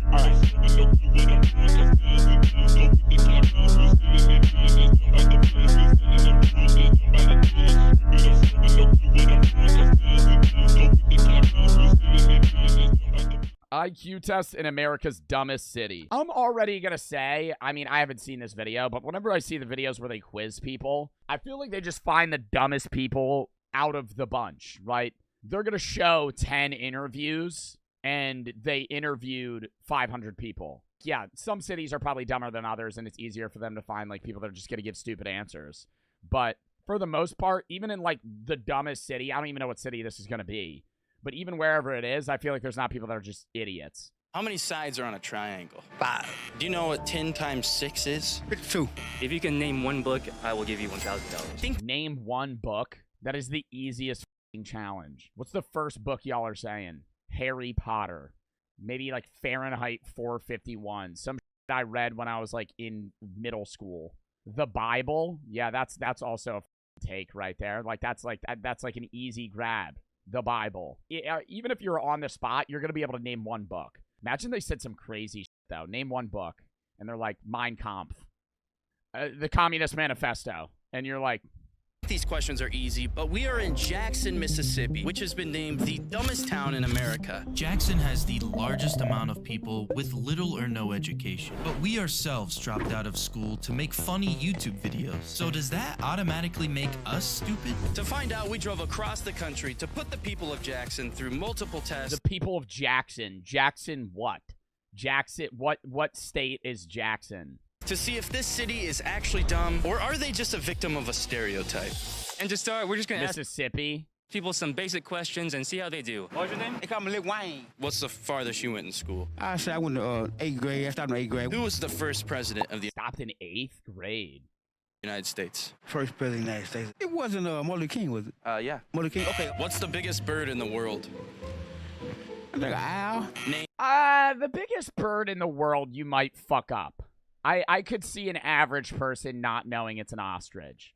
Like, an honest answer would be, like, a flamingo. Like, if somebody said just a big bird, I'd still be like, okay. Name one book. What, just name a book? Just name any book. Just name a book or something? Yeah. Any kind of book? Any book literally to ever exist. You're going to be, I can't even get a wild guess. I really just don't know. I just can't. Yeah. No book? Oh, my God. That means like, he ain't reading at all. But even so, I feel like even if you haven't read a book in 10, 15 years, you'd still be able to fucking name a book. I really don't know. What's the biggest planet literally in the entire universe? That's easy. Well, I know it ain't Pluto. The entire universe, solar system? The Mercury. Mercury, correct, yep. What happened on 9/11? Oh, no. I'm lost there. Who is the president of the United States? I don't know who that is. John F. Kennedy? No. John F. Kennedy, he got fucking shot in the head. He's dead. He got shot in the head like 50 fucking years ago. What the fuck? That's not a real answer. See, like, I feel like he's giving him like $10 and be like, just fake shit. There's no way this guy thought fucking JFK. How old is he? JFK died in 1963. I don't know who the president is. What about How 36? do you not know the current president?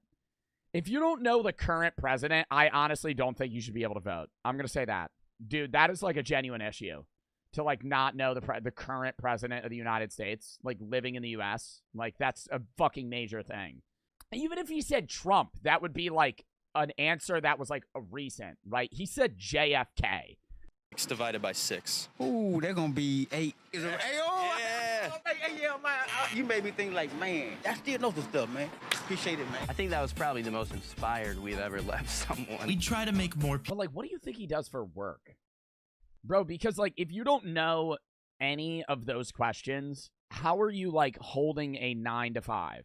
Even if you're working in something that's like mainly just like manual labor, I feel like you're gonna know base math or like just be able to name a book. I feel like knowing the current president, him saying JFK isn't as bad as him not being able to name a book. Like, bro, just the Bible, the Quran. Like, you can name like a religious book.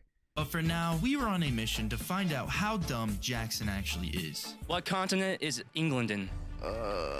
England, it's in UK. What's the square root of 64? Ooh, I don't know. What's the furthest education that you have? I went here in Jackson, then I went to Harbor. You went to Harvard? Wearing the mermaid in the USA shirt. Just a few trivia questions we're asking people. What year is it? Stop. That's like not even, no, I feel like if you fuck that up, you're kidding, right? I feel you gotta be joking. You don't know what year it is? That's like not even possible. That's not even a smarts thing. That's just like actually like that's not existing. 2022, I think that's what. Yeah, yep. How many sides are on a triangle? Oh, man, you just 5. It's 3. But yeah, close enough. What about the bottom? Oh, true. I forgot about that. Name the president of the United States, and I'll give you $10. Donald Trump. Yep, correct.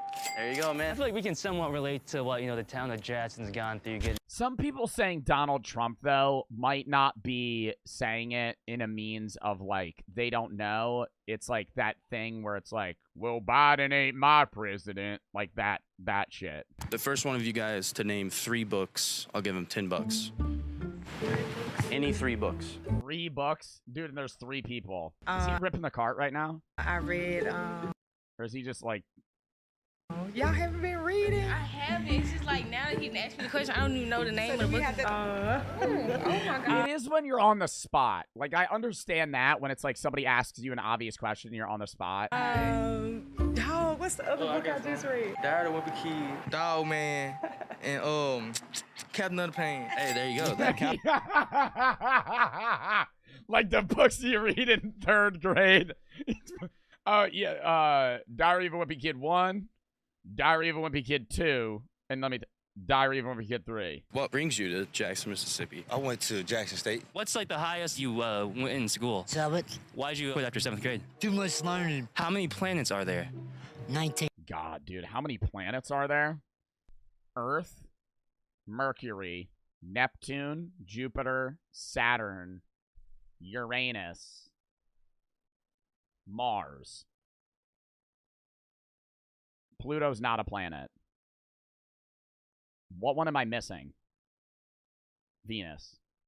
See, like I wouldn't know that on the top of my head. I would have to name them. Nowadays, so many people say you don't need college to be successful. I do think you need education, not necessarily college education. You can have education as a welder and support a family with that. Name one Asian person. Kim Jong-un.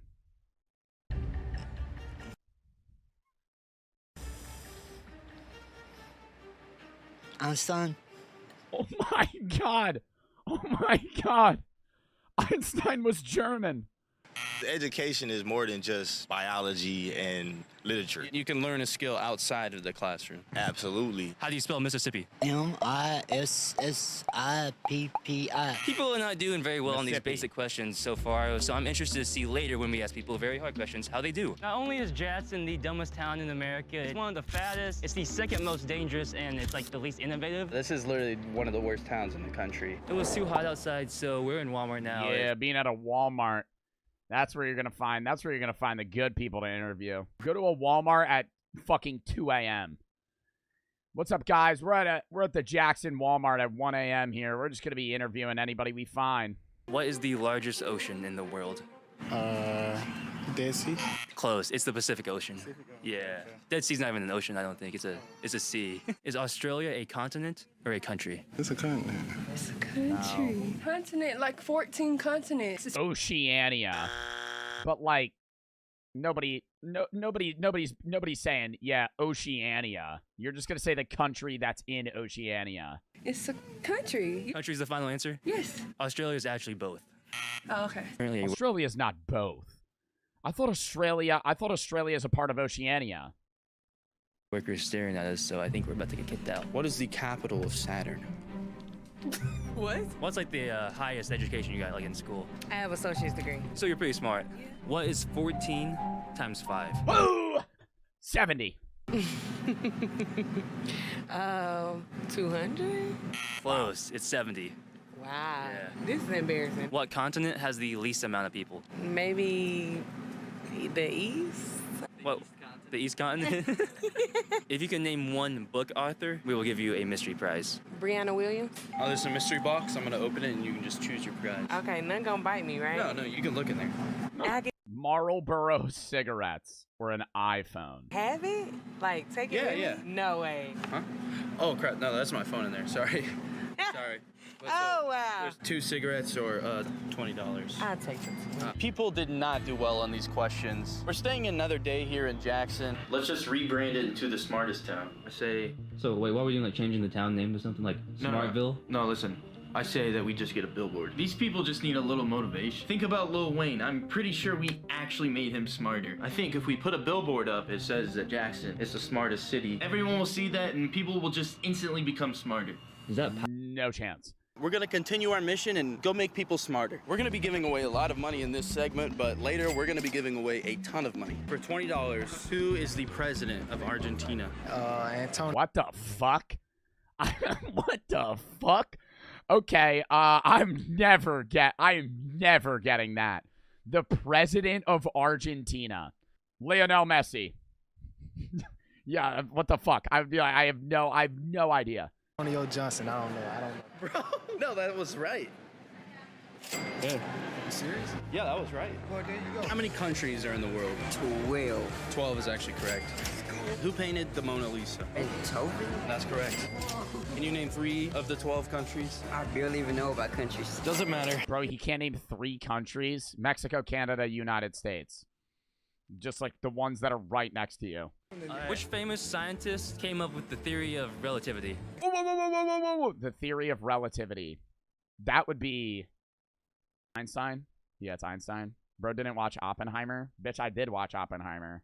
Einstein. That actually is like the correct answer. There you go. You don't have to go to college to be successful. We don't believe that having a college degree necessarily makes you smarter than someone that doesn't. But that bias is exactly what caused Jackson to be ranked the dumbest town in America. Now we're gonna do something pretty much impossible. If you can tell me how many Mike and Ikes are in this jar, I'll give you $40. Oh, Lord. 300? 350. 5. We didn't talk to you earlier, did we? No. No, that's right. Are you serious?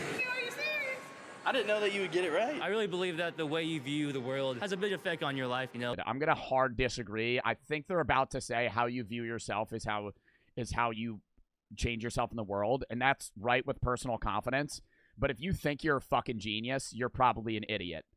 Dumb people think they're smart. If you honestly are able to sit there and realize your faults knowledge-wise, you can improve yourself. But if you're walking around like, I know everything, you probably fucking know nothing. Really smart. They'll be more confident to pursue their bigger goals and dreams. Which is exactly why we were able to... confidence with bigger dreams, I understand, but confidence in tune with, like, how smart you are. If you think you're really smart, you're less likely to try and improve on that.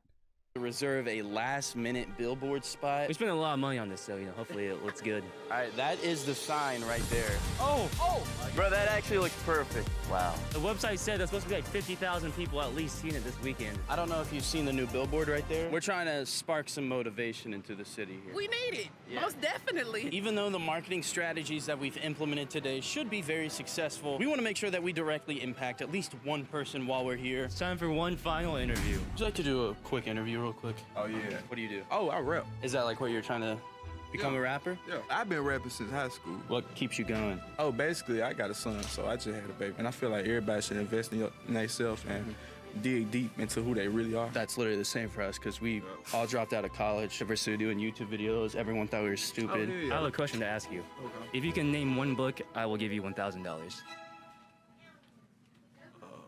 Bud, not Buddy. There you go. There you go. This real? Yeah. What the fuck I think I live, Mr. Oh, I thought he was going to be able to do it. What did he name? I didn't even hear what he said. Bud, not Buddy. There you go. There you go. Bud, not Buddy? What the fuck is Bud, not Buddy? What the fuck I think I live, Mr. Beast? So y'all ain't doing this for the camera, but I get to keep. No, yeah, this is yours. Hopefully I can help you out in any way. Y'all even trying to make me cry. Damn. Yeah. Yeah, appreciate that, though. No problem, bro. Bro, I needed this. I'm finna go subscribe. You got Instagram? That's my username. They All right, deleted bet. my account because I was posting nudity. I think that ends our Oh. Ah. time here in Jackson. I'm glad we can make it the smartest town in America. But click the video on the screen if you want to see another one of our funny videos. All right, count me down. The infamous poop plane. Well, I guess I can't describe it. It was just constant. Details about what forced a Delta Airlines flight Nobody can tell it any worse than what it was. from Atlanta, Barcelona to turn around Friday night mid-flight. The Delta Airlines 194 flight. What fucking happened? It was that bad. Today is a very serious video. We're going to be talking about one of the most dangerous, one of the most horrifying flights to ever go up in the sky. Not that one. Do you know the name of the flight? Yeah, there it is. We're of course talking about Delta Airlines flight DL-194, codenamed the Poopy Pigeon. The poopy pigeon. This, in recent memory, is one of the most disturbing, one of the most haunting stories to grace us on the internet yet. And let me tell you something. It takes a lot for an airplane halfway through its travel to be like, we cannot go any farther. We have to turn around and come back. And that is unfortunately what happened Well, like, to dude, Delta what did shit start flowing out of the fucking toilet? airline flight DL-194. The Poopy Pigeon is now an infamous, also Poopy Pigeon, that's mine, trademark, mine. What happened on Poopy Pigeon? What happened on DL-194? Definitely not as fun as saying Poopy Pigeon. Was a woman. Did you just assume mine? Poor man, Wolf, I'll tell you the story, calm down. Shot diarrhea all over the plane. What? And when I say all over the plane, it's not just your seat where someone's like, oh no, it all over the plane, from front to fucking back. I mean, unbelievable. How do you shoot diarrhea all over the plane? What were they running around with their pants down? So let me go in depth about what happened. I saw this on TikTok. I've never heard of this. On this aircraft that had to turn around and re-land back at its starting destination. Unless they were shitting themselves on the plane and like walking around. This was bro, he's acting like this is a story from like 4 years ago. Or like 2 years ago. This is last week. This happened last week. Let me tell you of the story of the flight that had to turn around. Like this shit was like in 2021 or some shit. Or like the Titanic.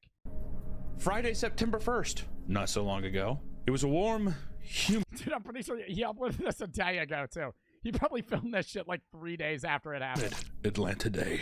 Partly cloudy throughout, in but Atlanta. Nothing adverse outside of a slightly darker sky. Not an uncommon sight for Georgians around this time of year. For most passengers, we start at the Atlanta Hartsfield-Jackson International Airport, ATL, baby, right? You can have whatever you like. For most passengers arriving at Atlanta's busiest airport, this was just another normal day for air travel, especially for those slated to board Delta Airlines flight DL-194. Where's it going? Where's it going? Oh, it landed. Yo, that's actually funny as shit. Landed over 6 days ago. Left gate E26, Atlanta, Georgia. Landed in Atlanta, Georgia. 2 hours later? What the fuck? No way they turned around. Bro, they had to almost be at the fucking area. They were in the air for 2 hours. 94. A common flight route that takes place most evenings. Oh, they were gonna go across country. Transporting passengers from Atlanta to Barcelona. Is that how you say it? It's procedure. Barcelona. Isn't that how they say it? I know in most Spanish countries, a C is just a C. But it's Barcelona. Time around 6:40 most nights. However, on this night, there were some pretty extensive delays for those weary travelers that extended their stay in Atlanta for 1 hour and 49 minutes. Just enough time for a concoction to brew. Already disgruntled, these poor aerial commuters were... Dude, I'm sorry. Were oblivious to the events that would take place and change their lives forever. Fucking lightning. But... let's go down even more specific. What was the exact breakdown of this horrible event? Every time code used here is EDT, or Eastern Daylight Time. The event went as followed. 8:20 p.m. Passengers at Atlanta's Hartsfield-Jackson International Airport board. At 8:20 p.m., passengers board the flight. At 8:45, it takes off. At 8:50, somebody gets up to use the bathroom, but they don't make it. They don't make it, do they? They shit all over the walls. Board flight DL-194 in preparation for their 8-hour and 38-minute trip to Barcelona. Oh my god, an 8-hour flight. 8:48. I understand why they turned around now, okay? I mean, we don't know how bad this is gonna get, but I was assuming when he was like, oh, they had to turn around, it was so bad. I was like, dude, a 3-hour flight, like, I'd deal with the poop on the walls, right? Just get me to the destination. If somebody shit on... How about this? I'm going to pan out a scenario, chat. How long of a flight would it have to be to where an hour into the flight, somebody starts shitting all over the walls and you say turning around would be better than just continue going? 4 hours. If an hour into a 4-hour flight, somebody shit all over the walls, I might honestly say just keep it going. I honestly might just say keep it going. 5 hours, I'd say turn around. 4 hours, I'm going to say, yep, at this point, right, we've already been delayed 2 hours. What's a little shit gonna do? Give me a face mask. I'll put it over my nose. Beginning its journey up through the eastern United States and over the Atlantic Ocean. 9:10 p.m. A passenger sitting in row 17B hears an old woman say, Miss, my stomach, do you have any Tums or my stomach hurts? 9:26 p.m. Passengers of the Airbus A350 begin experiencing something unsettling. Alongside a frantic flight crew, many could smell a faint stench. A stench that wouldn't stay faint. If I was sitting next to that motherfucker, oh my god, I would get so mad, bro. I'd be like, get up and go use the bathroom right now. Like, if I that would void all social awkwardness. If an old lady shit herself next to me, I would say, get up, please. Please get up and go use the bathroom. You reek of shit. You reek of shit. Right? Like, I'm not sitting on that. I would stand in the back of the plane. Much longer. Why didn't they go to the toilet? I mean, if they're old, they might have just shit themselves. But, like, them not getting up after is just insane. 30 p.m. Passengers become increasingly aware of a medical incident happening within the cabin. A biohazardous threat, as was described by the crew. 9:34 p.m. Panic ensues. Or maybe it didn't. We're not really sure because there's panic ensues. Not much information about what's happening at this point. However, is this actually... we do know that, according to one passenger, people were crawling over their seats to get away from it. 9:36 p.m. The pods... Oh. I think that the old person shit themselves, and then it started, like... You know what I mean? Like going, like dripping through the seats and shit. Like, you had, like, imagine a really wet diarrhea, and it just starts, like, kind of creeping through, like, through the seats and stuff. Alerting air traffic control that there has been a biohazard incident on board. It's just a biohazard issue. We've had a passenger who had diarrhea all the way through the airplane. A messy... oh my god, diarrhea! A messy trail of diarrhea left by a A struggling passenger. Oh my God. One could argue this was a severe understatement, though, as many accounts state that the explosive diarrhea had been smeared along the entirety of one of the craft's main aisles. What? How much shit? Yo, am I wrong in saying you would know you had the stomach issue before you got on that flight, right? Like, if an hour into the ride, she's like, I'm gonna shit myself. Like, you would feel like shit before you got on. As many accounts state that explosive diarrhea had been smeared along the entirety of one of the craft's main aisles. 9:38 p.m. The flight crew is attempting to mop up the mess with paper towels and even scented wipes. One passenger notes that this just makes it smell like vanilla shit. Smearing that in, it smells like vanilla shit. I think it smells kind of good. 9:45 p.m. What do they do with the passenger? I imagine being, oh my God, I kind of feel bad, right? Imagine being that person that's just like compulsively shitting your pants. If I was a flight attendant, I would say sit in the bathroom for the rest of the flight, shit your brains out, and I'll call you when the flight is fucking done. It's an 8-hour flight, though! Oh my God! Oh my God! Okay, yeah, no, I would turn around. I would want to turn around. I understand now. Like, imagine having to smell poop for 7 hours. The diarrhea cleanup operation is overwhelming the You effort would get used to the smell? You kind of would. of the flight But people would probably start vomiting. crew, so they employ a runner to keep bringing them paper towels as they frantically wipe. Passengers use what they can to hide their nostrils from the scent. Many begin to realize they may not make it back. I would think it's actually kind of funny, though. No lie. Like, imagine being on that plane, unless you had to be in Barcelona. Like, imagine being on that plane and being like, oh my God, a passenger is explosively shitting everywhere.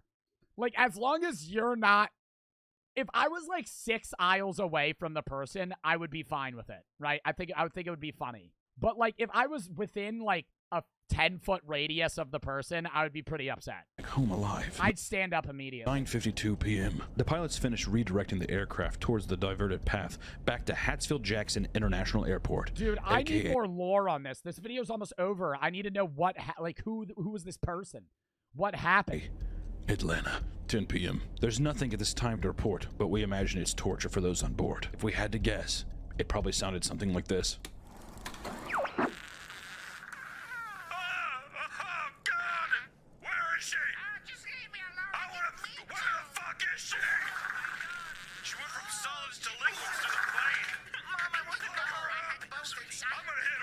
How was she shitting solid poop on the floor, though? God, I think more is gonna come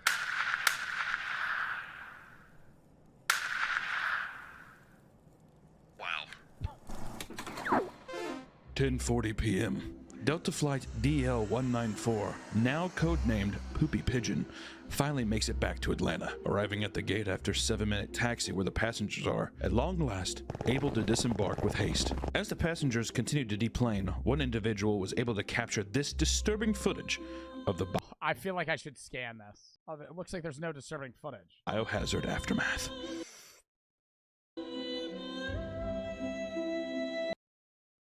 .257 They put the person in a trash bag. of the biohazard aftermath.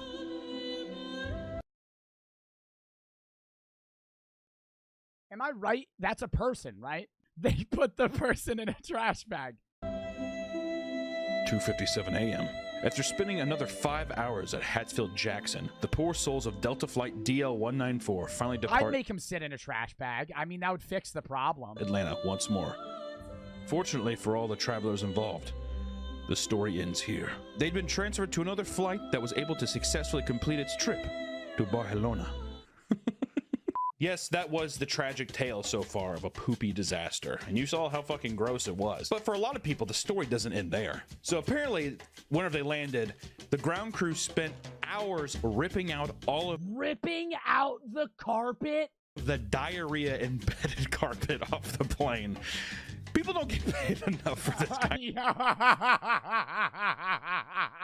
And you're one of the ground crews, and they're like, all right, get on the plane. Oh, what's the problem? You step on. Oh my God! There's just shit everywhere. Kind of service. It's oh my God, I cannot imagine being on my hands and knees doing that. Honestly, my cap's out to all the janitors out there who have had to probably pick up shit at least once or twice. I think that if I was fucking Tim Delta, if I was the CEO of this company, I would sue that old woman. I don't care how old you are. I'd be like, bring me her fucking head, dude. Are you kidding me? This plane. If I was the person that ran, like, do you think the passengers got compensated? Like, I would be mad. I would be mad at the person, but I would also be like, bro, like, this shit just delayed my, like, whole flight area by, like, 6-7 hours, right? Like, I would want to get some sort of, like, free flight back or some shit. I thought this was an intriguing story because from what we've seen in the video, just such an unbelievable amount of diarrhea, and I can't even imagine what some of the souls on this plane were even going. Oh, wait, hold on a second. What is that? Flobble, lobble, lobble. I see. So next time that you're deciding to fly out into the world, maybe you'll go to Atlanta. Hell, maybe you'll go. I mean, I've been to Atlanta airport a bunch of times. I've never had a poop incident on the plane. I feel like that's just a very rare thing. All right, next video. British high schoolers try American snacks for the first time. We eat McDonald's, KFC. It's gonna taste the same. Look, it's not that different from British food. Have you had any American snacks before? What comes to mind? I think Hershey's. Too much peanut butter. Very, very, like very Reese's sweet. Cups. Yeah. Hershey's. The first American snack you think of is Hershey's. That shit sucks dick. Hershey's is I don't care if that's an L take. Hershey's does not make good chocolate. Had to fucking say it. Somebody had to fucking say it. If you want chocolate, get that fucking, like, expensive Swiss chocolate. That's good. Hershey's chocolate is alright. Mad overrated, bro. Oh, they're nice. Okay. I like them. It's like eating a bowl of peanut butter for a while. I like them. 3 seconds in and they're shot. They just said Reese's is like eating a bowl of peanut butter. What a fucking L take that is. Reese's is one of the best candies ever made. Against Reese's peanut butter. I'm originally from America. Oh, really? You may have tried all of these before. That's totally fine. We're going to start out with some classics. What is this? So you've never had goldfish before? They've never seen goldfish. I feel like goldfish is very popular, even outside of the U.S. No, I've seen goldfish whenever I leave the U.S. I used to have them as a pet, but they died. Go for it. Oh my God, they're eating one.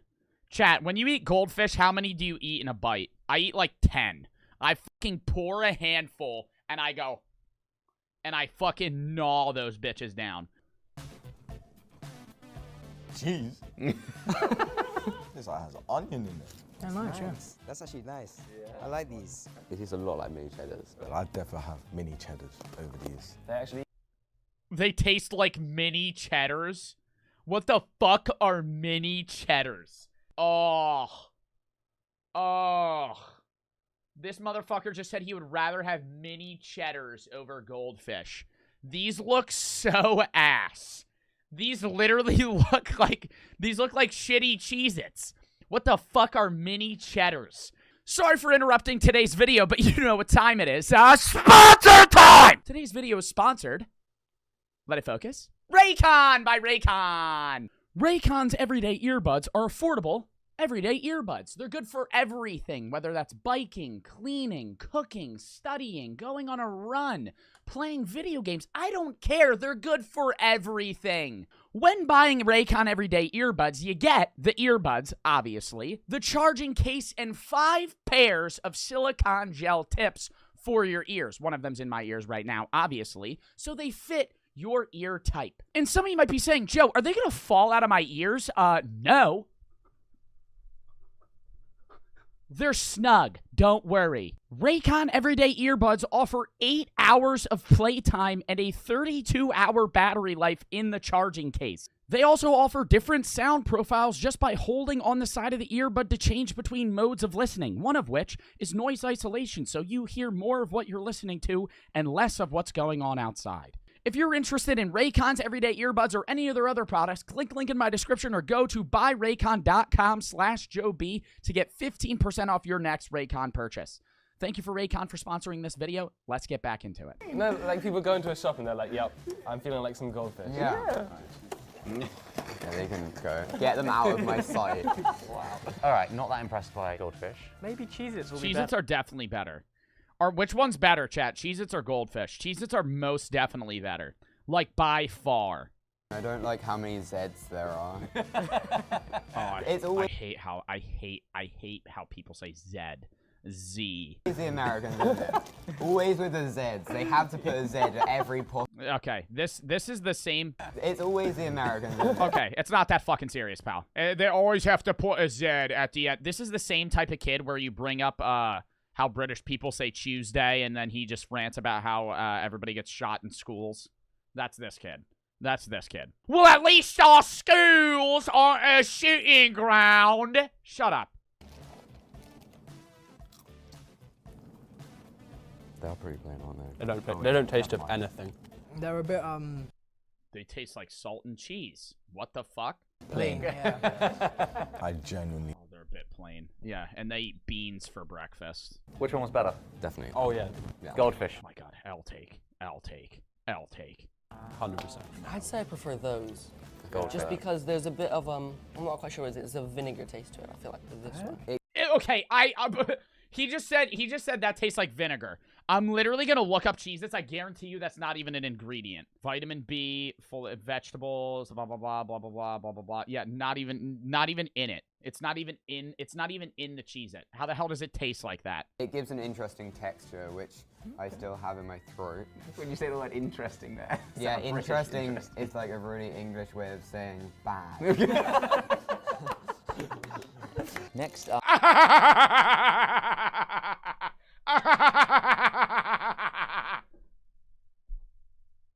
We have combos. Best combos flavor. I fuck with that. I fuck with the fact that they're giving them that combo flavor. My grandma is Italian, and I feel quite a lot of allegiance towards my home country. It shouldn't be called pizza, and again, it has a Z in it. Okay. Oh, this kid is so annoying. I can't. Oh my god, Buddy's nitpicking every fucking thing, bro. Oh my god. My grandmother's Italian, so I have some allegiance with that. So, it's not pizza. Bitch, my fucking grandpa and grandma are from fucking Italy. You don't hear me sitting here saying, it's got a Z in it. It's got a Z in it. Who the fuck cares? It's pizza. Oh my god. Oh, fuck. His Italian. Bro, like, look at it, bro. He fucking squints. See, that's why I'm just getting mad. Like, these kids have an open mind. This kid's already fucking making a nauseous face before he even eats it. His Italian blood is repelling it. This is just so confusing. That's not real cheese. No way. No, it's definitely not real cheese. Okay, combos are very artificial. I will agree with that. Okay, combos definitely don't taste like real cheese. No. Damn, they really don't like those? What is this? They are weird. Okay, here's my... Okay, tell me if this is facts. Combos, the first one, you're kind of weirded out by it, but the more you eat of combos, the better they get. The more combos you eat, the better they taste. The first combos taste pretty shit. I'll say that, okay? The first combos are pretty rough. I've never had something like this before. It's different, right? Mate, they don't taste like pizza. I can taste pizza. It's kind of like Domino's. It's a pretzel bun that's nice. Well, it just is. Yeah, see, these kids are dud. They're coming in with an open mind. Why are they giving them pizza Pringles? Oh, actually, no. Pizza Pringles are pretty good. Those are top tier Pringles. Pizza flavored Pringles. Pizza Pringles taste nothing like pizza. Genuine fact here from the Bart man. Pizza Pringles are really good. They taste nothing like pizza. Like, actually nothing like pizza. They're just salty. That doesn't sound good. Americans are crazy. It's strange to see two very familiar concepts, the Pringle and the pizza. I swear to God, if he says the Z thing again. Into one thing which probably shouldn't exist. Oh, they're eating it in bites. What the fuck? Oh my God, they don't know Pringle etiquette. Oh, they don't know Pringle etiquette. Bitch, you take if it's folded this way, you eat it and you rest it on your tongue and you fucking eat the whole thing. Pringles are one-bite foods. If you eat Pringles in multiple bites, you're fucking weird. I'm not gonna hate on them though, because they haven't had Pringles. They haven't had pizza Pringles. They don't know pizza Pringle etiquette, so it's fine. That kid literally ate 1/10 of a Pringle. You didn't even get the sauce part. It's just a potato chip. I swear to God, if they say this shit's ass, they have no flavor. What the fuck is this? Is it supposed to taste of pizza, or is it just... I think that's what it says on the box. Yeah, okay, but like, it doesn't taste of pizza. I don't think there's anything like significant about this because it tastes like every other Pringles I've tasted before. If I didn't see it was pizza, I would have thought it's Oh, they've had Pringles. They haven't had pizza Pringles. flavor. Okay. Damn, then how are they fucking eating them wrong? Okay, I interesting. think it's slightly better. Yeah. Yo, this kid's a dub. This kid's a dub. This kid's a dub. He fucks with it. Next up, and I don't think you will have tried these before, here are wrap snacks. I've never had those. What the fuck is this? Okay, see. Now this is literally just gonna skew their opinion. Okay, Cardi B cheddar barbecue. What the fuck is this? What the fuck is this? I have never even seen this in my entire life. If the food is the same quality as the music, then I think I'd rather throw it in the bin. Okay, what? W take. Cardi B makes shit music. W take. I hate her songs. I fucking hate her songs. There's a few songs that I really like, and Cardi B's in them, and I will listen to the song and skip her part. Because she'll always have like a 30-second scene, and she'll get in, and she'll just start fucking like yelling, and I'm just like, fast forward 30 seconds, and I'll keep listening to the song. Bro, her music sucks. So these like Cardi B flavored.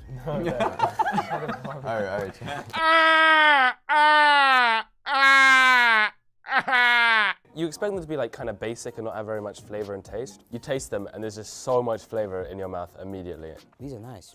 Yeah? I would actually buy these. Yeah? I mean, probably not one that says Cardi B on it because, yeah, that just... Yeah, no way, no way. Cardi B tastes weird. I mean, I guess they are artificial, but they taste even more artificial than artificial. Being successful in life and in music. Business is all about being true to who you are, knowing your self-worth, never sweating the small things, and always following your gut's instincts. If you follow this, it will eventually create a recipe for success. There's no way Cardi B said that. Yo, some of these groups of kids are dope. Continue on the crisp. Oh! Favorite snack. Favorite fucking chip here. This is a controversial one.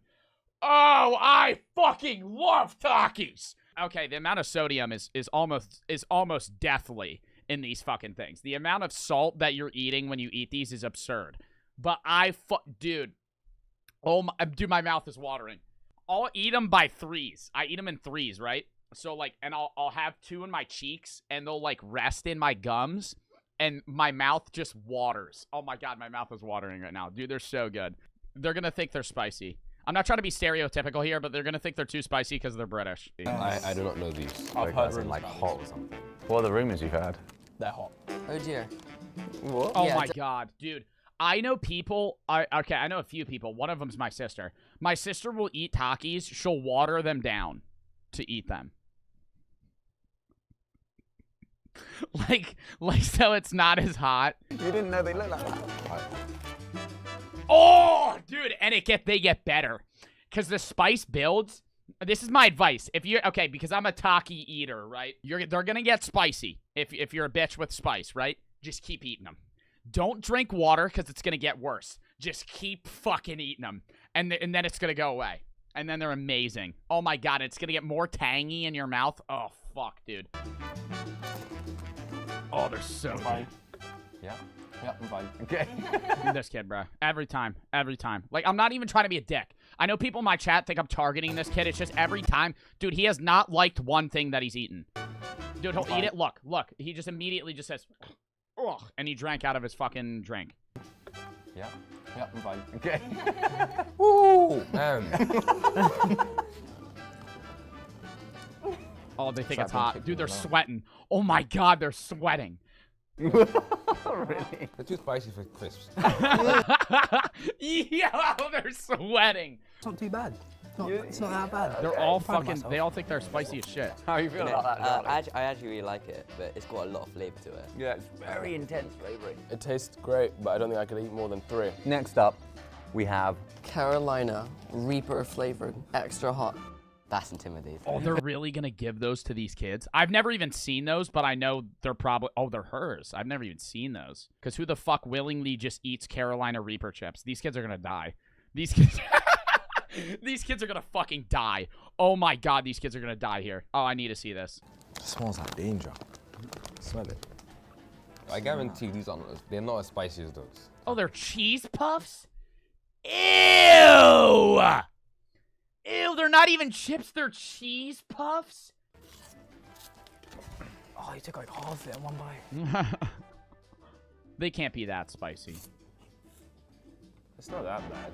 No, it's not. Just wait. Give it a couple seconds. I'm waiting for it to kick in, but it's not. Oh, your tempting fate is gonna kick in like a minute. It's not even spicy. Come on now. Hey! Are you okay, Malachi? I don't know anybody that would actually just order those. Oh! Bro, that's hot. That's definitely not mild. You've outed them of water. No shit, it's not mild. It's the hottest pepper in the fucking world. Time to give you guys something to wash it down with. This is an American classic, A&W root beer. Root beer? Yeah. Oh, if they hate this, I'm done. If any of them hate this, I hate them. That's a just genuine fact here. I'm gonna be so pissed. Have you had root beer before? I've had root beer before. It's awful. This is one of the... If it's cold, it better be cold. Wow. What? That's disgusting. Get out. Dude, get out. Get out. Mouthwash. Yeah. Actually, that's exactly edible what it tastes mouthwash. like. How the fuck? Now that actually pissed me the fuck off. How the fuck does that taste like mouthwash? Mouthwash is mint. Mouthwash is fucking mint. Root beer, A&W root beer, is like vanilla-y fucking soda. What the fuck do you mean mouthwash? You can do it with ice cream as well, where you just sort of take a scoop of ice cream and have like a root beer float. I'd choose this in a shot, for sure. But why would you drink that for pleasure? You don't have it in your mouth. You don't actually enjoy mouthwash. I think I'd rather rip my tongue out. It's better than nothing. Rather rip your tongue out. You would rather rip your tongue out than drink A&W root beer. Okay. Next up, we have another American classic. Oh! Wait, why didn't they cut to the other fucking dickheads?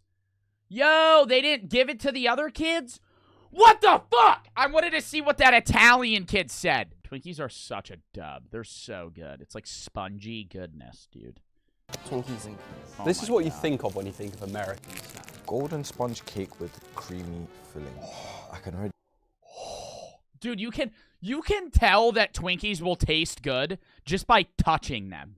The fact that they like squish. Oh, I've got cream in.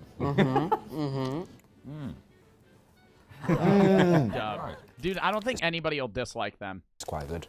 Yeah, they should sell these here, definitely. Really? Okay. A British person saying quite good is basically like, that's a 10 out of 10. Yeah, these are really nice, yeah. Oh, I like it. I mean, it's kind of plain. It's just cream in a... Oh my god. Oh my god. How do you not like Twinkies? Chat, guess how many Twinkies I've ever eaten in a day. It does not match my donut number. My donut number is 12. I've eaten 12 donuts in a day. Guess how many Twinkies I've eaten in a day. Stop. I just said it's less than 12. My whole chat's saying fucking 25. 9. I ate 9 Twinkies. It was in one sitting. It wasn't even a day. I ate 9 Twinkies in about an hour. Bite is nice, but I think they're a bit overrated, to be honest. You can just taste that. It's kind of like almond essence. You know, the things that just feel like artificial flavoring. Wow, look at those. Okay. I'm not mad at that. I'm not mad at that. I'm not mad at that. That was a genuine take from this kid. Gone. Gone. So quick. Have you guys got any more? What, Twinkies? For later. Yeah, you can keep that. Yeah. Packet is yours. What we have next is probably the least bland thing so far. That is... Oh! Wait, do they not sell these in Britain? Oh. Oh, dude, mouth-watering again. I fucking love Warheads. Oh, wow. Warheads. Warheads Extreme Sour.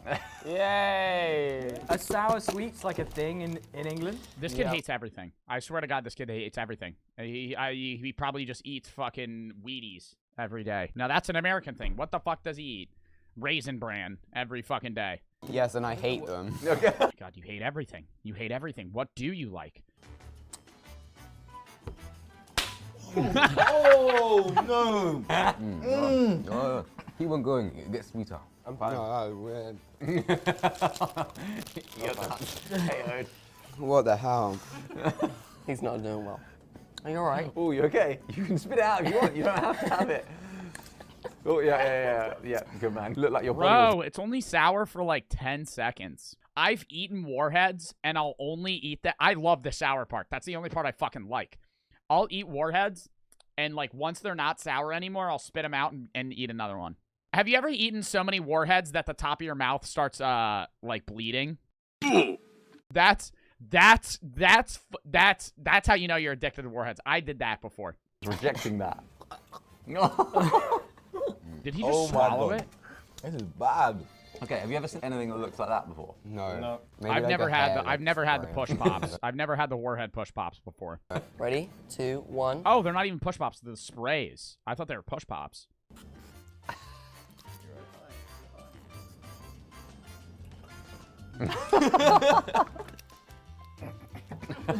Straight down your throat. That's nice. It's nice. It's entertaining. How is this sour spray entertaining? Well, there's something extremely satisfying about pressing down on this thing and like just get like a kick of flavor. Keeps missing my mouth though. Okay.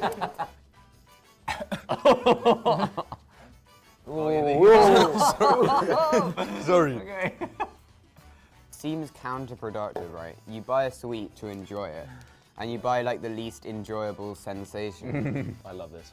It's okay. Well, it's a preference. I really like this though, because with these ones, like you suck them for like what, 10 seconds and the sour's all gone. Right. But with these, you can just keep refreshing it, which is nice. Final one. See, he likes the sour shit. Some American Oh, Yay! Lovely, lovely classic. I have mixed Bro. feelings. It's not even really chocolate. I mean, it's like that. That's why I like dark chocolate, because dark chocolate actually is chocolate flavor. Milk chocolate is like a percentage of chocolate, but it's not high at all. tastes like chocolate. Tastes like chocolate. Pretty average. It is mid. I'm not even gonna be mad. I'm not even gonna be mad if they say it's mid. They could say it's ass, and I won't care, because Hershey's chocolate is mid. Like It actually. tastes like M&M's. It's the same kind of like taste. Okay. It's like the M&M chocolate.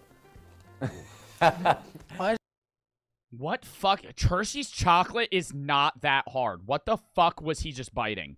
Same kind of like taste. Okay. It's like the M&M chocolate. Why is that one so crunchy? He's getting through the sour sweet. Oh, he just bit the warhead. He bit the warhead. So, American snacks, guys. What do you think? I like the spicy crisps and stuff, and the root Okay. beer, and the Hershey's. The Twinkies. Yeah, Twinkies. I was about to say that. Twinkies are probably the best snack they gave him. Like, no doubt. Yo, I kind of want to watch this. Should we watch this? I've never seen a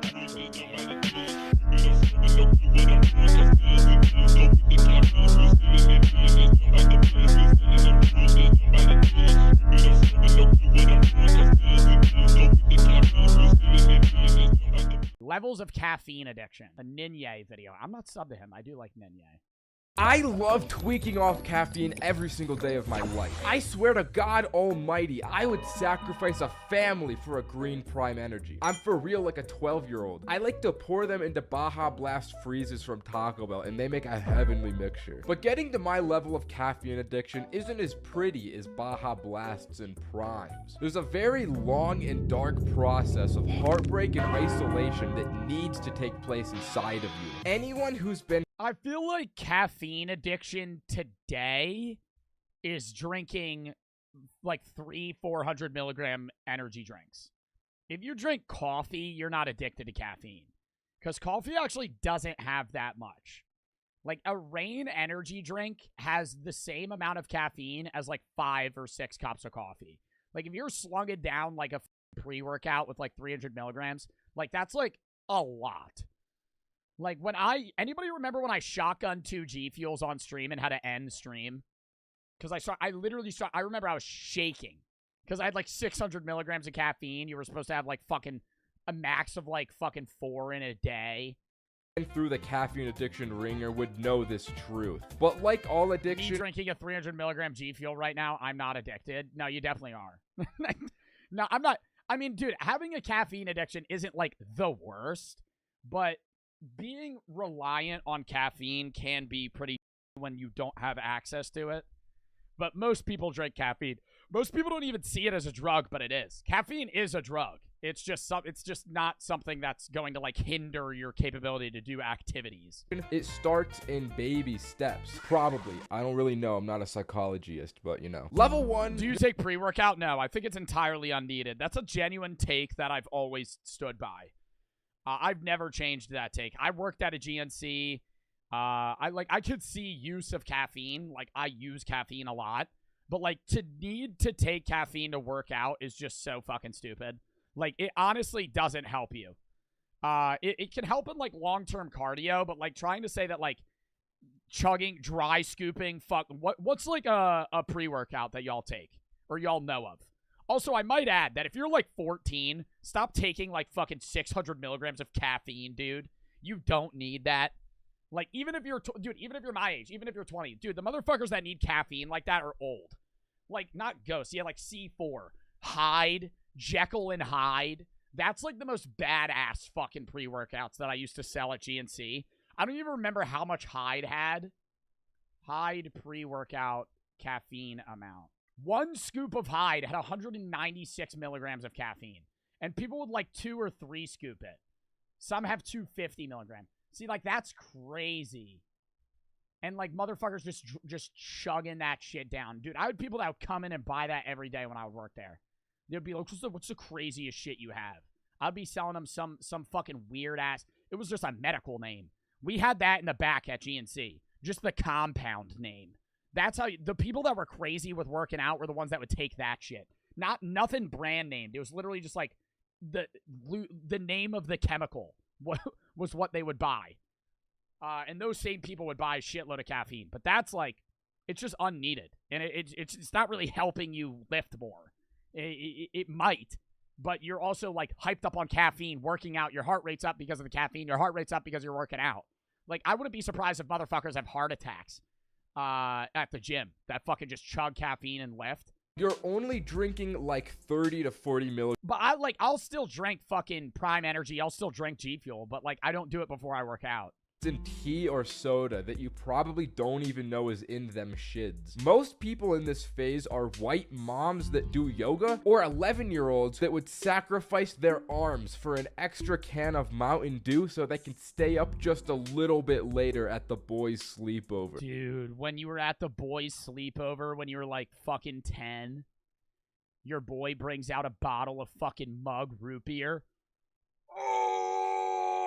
You're like fucking shitting yourself. You're about to freak the fuck out. They got so, like, every soda you could think of. Dude, that was like crack when you were 10. Just like a Coca-Cola. Level 2 is around 90 milligrams of caffeine, which is about 90 milligrams a day. That's just like an average coffee. That was like the coffee I just drank. Cup of coffee. At this point, you're popping a whole Joe, as we say in Philadelphia, and they make you feel like an unstoppable machine. This is the healthy level where you really only drink coffee if you're tired and need a little extra boost to get through your terrible... Am I wrong, though, that when I drink caffeine, sometimes it makes me more tired? Like, I've had days where, like, I'll chug a fucking energy drink, and then I'm more tired. It's, like, weird. Like, it'll boost you momentarily, and then it's like that caffeine crash just kills you. Day. This is also the amount of caffeine that's in a scoop of gamer subs with code Ninja. I want to make money because, as they say, you can never have more money. Level 3 is around 90 milligrams of caffeine again, except it's every single day. Once you get to the point of drinking coffee daily, you have a little bit of a dependency developing. Now it's really starting to look like the early stages of an addiction, which is pretty awesome. But what's more awesome is that you pretty awesome. At least feel the coffee. You haven't gotten so far down the addiction that the effects start to wear off on you, but you're on your way there. Level 4 is when things start to get a little dark. This is when you get around 180 milligrams of caffeine. That's about 2 cups of coffee, or maybe you're starting to dabble into Monster Energy. Dude, that's the death drink. Is like, you ever peep how much sugar's in a fucking Monster? I was gonna buy one the other day, And then I look at it, it's like 58 milligrams of sugar and like 300 milligrams of fucking caffeine. Dude, obviously some kid said, I love Monster. Yeah, obviously you love Monster. It's like fucking crack.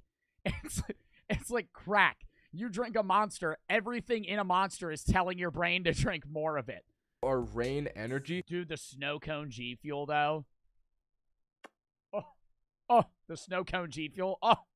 But rather the more reserved drinks like Prime and Celsius. If you don't drink this much caffeine, it probably sounds like an ungodly amount that no one would ever possibly need. But to help you understand what brings a man to this point, let me run you through a scenario. Let's say you meet a girl at school and she seems really nice. You start texting her and get to know her more on a personal level. Then it progresses to the point where you guys are hanging out outside of school and eventually you start dating. You've been with her for a solid, let's say 3 to 4 months. This is the happiest you have ever been in your entire life and everything feels great. Then one day you get a Snapchat from her, which isn't unusual. So you go to open it and you see a guy you don't recognize. A guy way bigger than you and way more jacked than you, giving POV backshots to the girl you loved more than anything. This sends you down a dark psychological path, thinking that the bigger and stronger you are, the more girls you'll get. So you start going to the gym 6 times a week and abuse caffeine on a daily basis to push yourself through the gnawing numbness that you feel deep in the core of your being. This is when the caffeine addiction really starts. Level 5 is 200 plus milligrams a day. It starts to become way too much effort to make the multiple cups of coffee that it requires for you But also, coffee tastes like fucking shit unless you put stuff in it.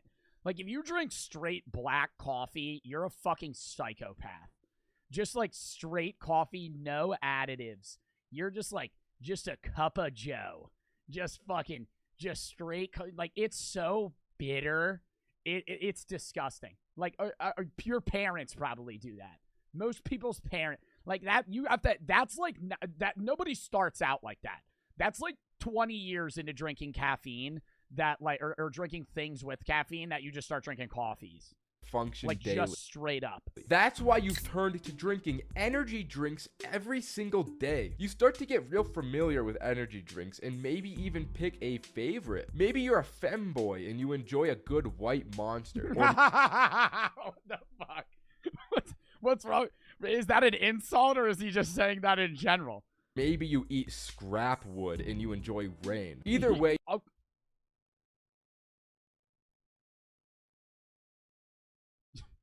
Yo, the Rain is the reason I got in a car crash, though. Straight up. Because I spilled it, and I was like, fuck, I got to bend over and grab it. Let off the brake. Hit their car. Minus $1,700. Rep. Hey, you love it, but that doesn't... I'm gonna still go buy one fucking...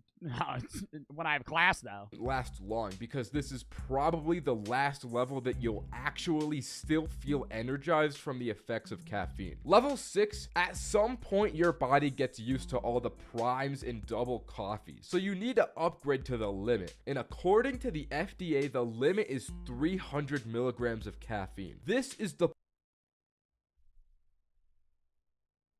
That's the limit. Dude, they put more in like... Yo, doesn't some G Fuels have... Is it 240? I know some G Fuels had 140 and then some had 3. I think Rain has 3.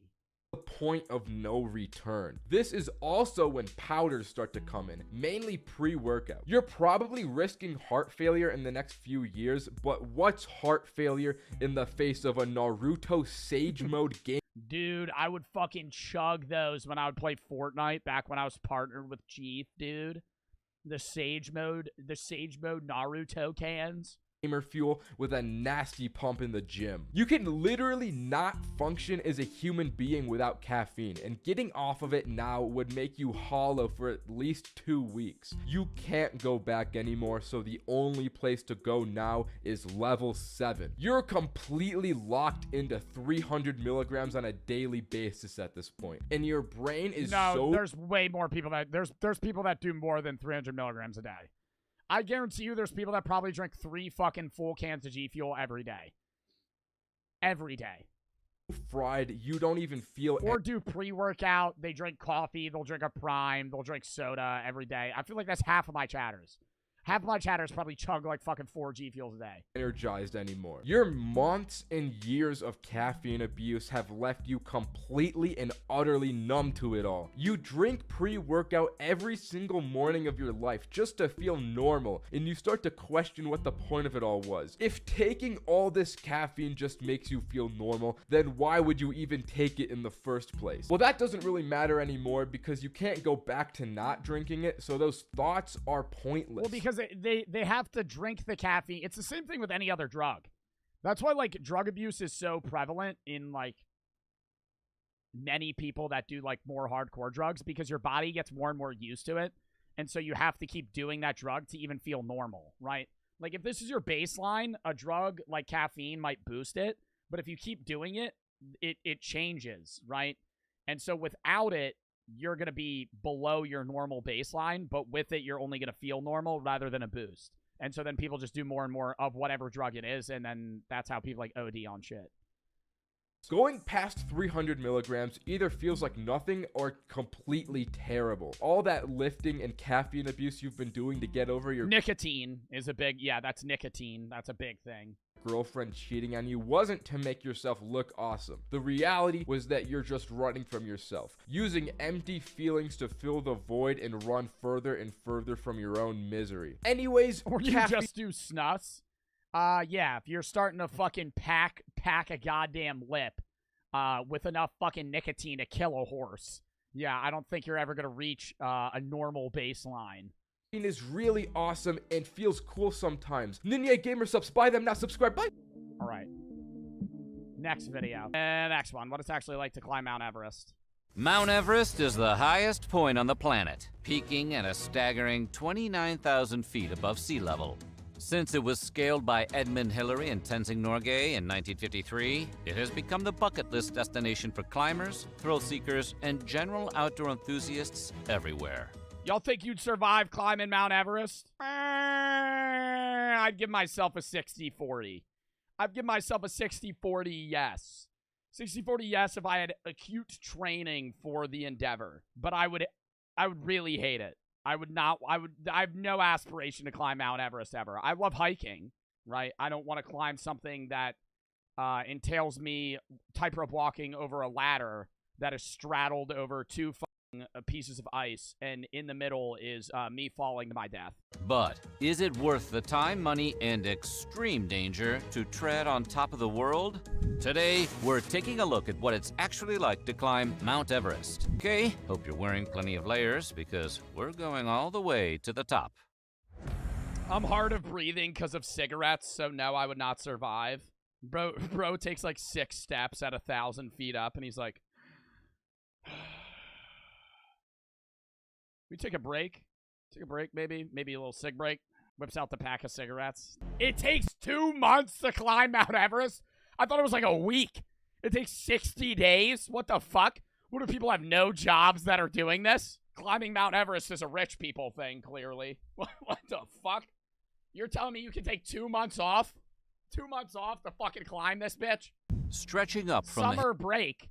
They're not doing... Dude, summer break doesn't exist for people with jobs. Summer break exists for high schoolers and college students that don't work. Once you're out of college, you don't have summer break.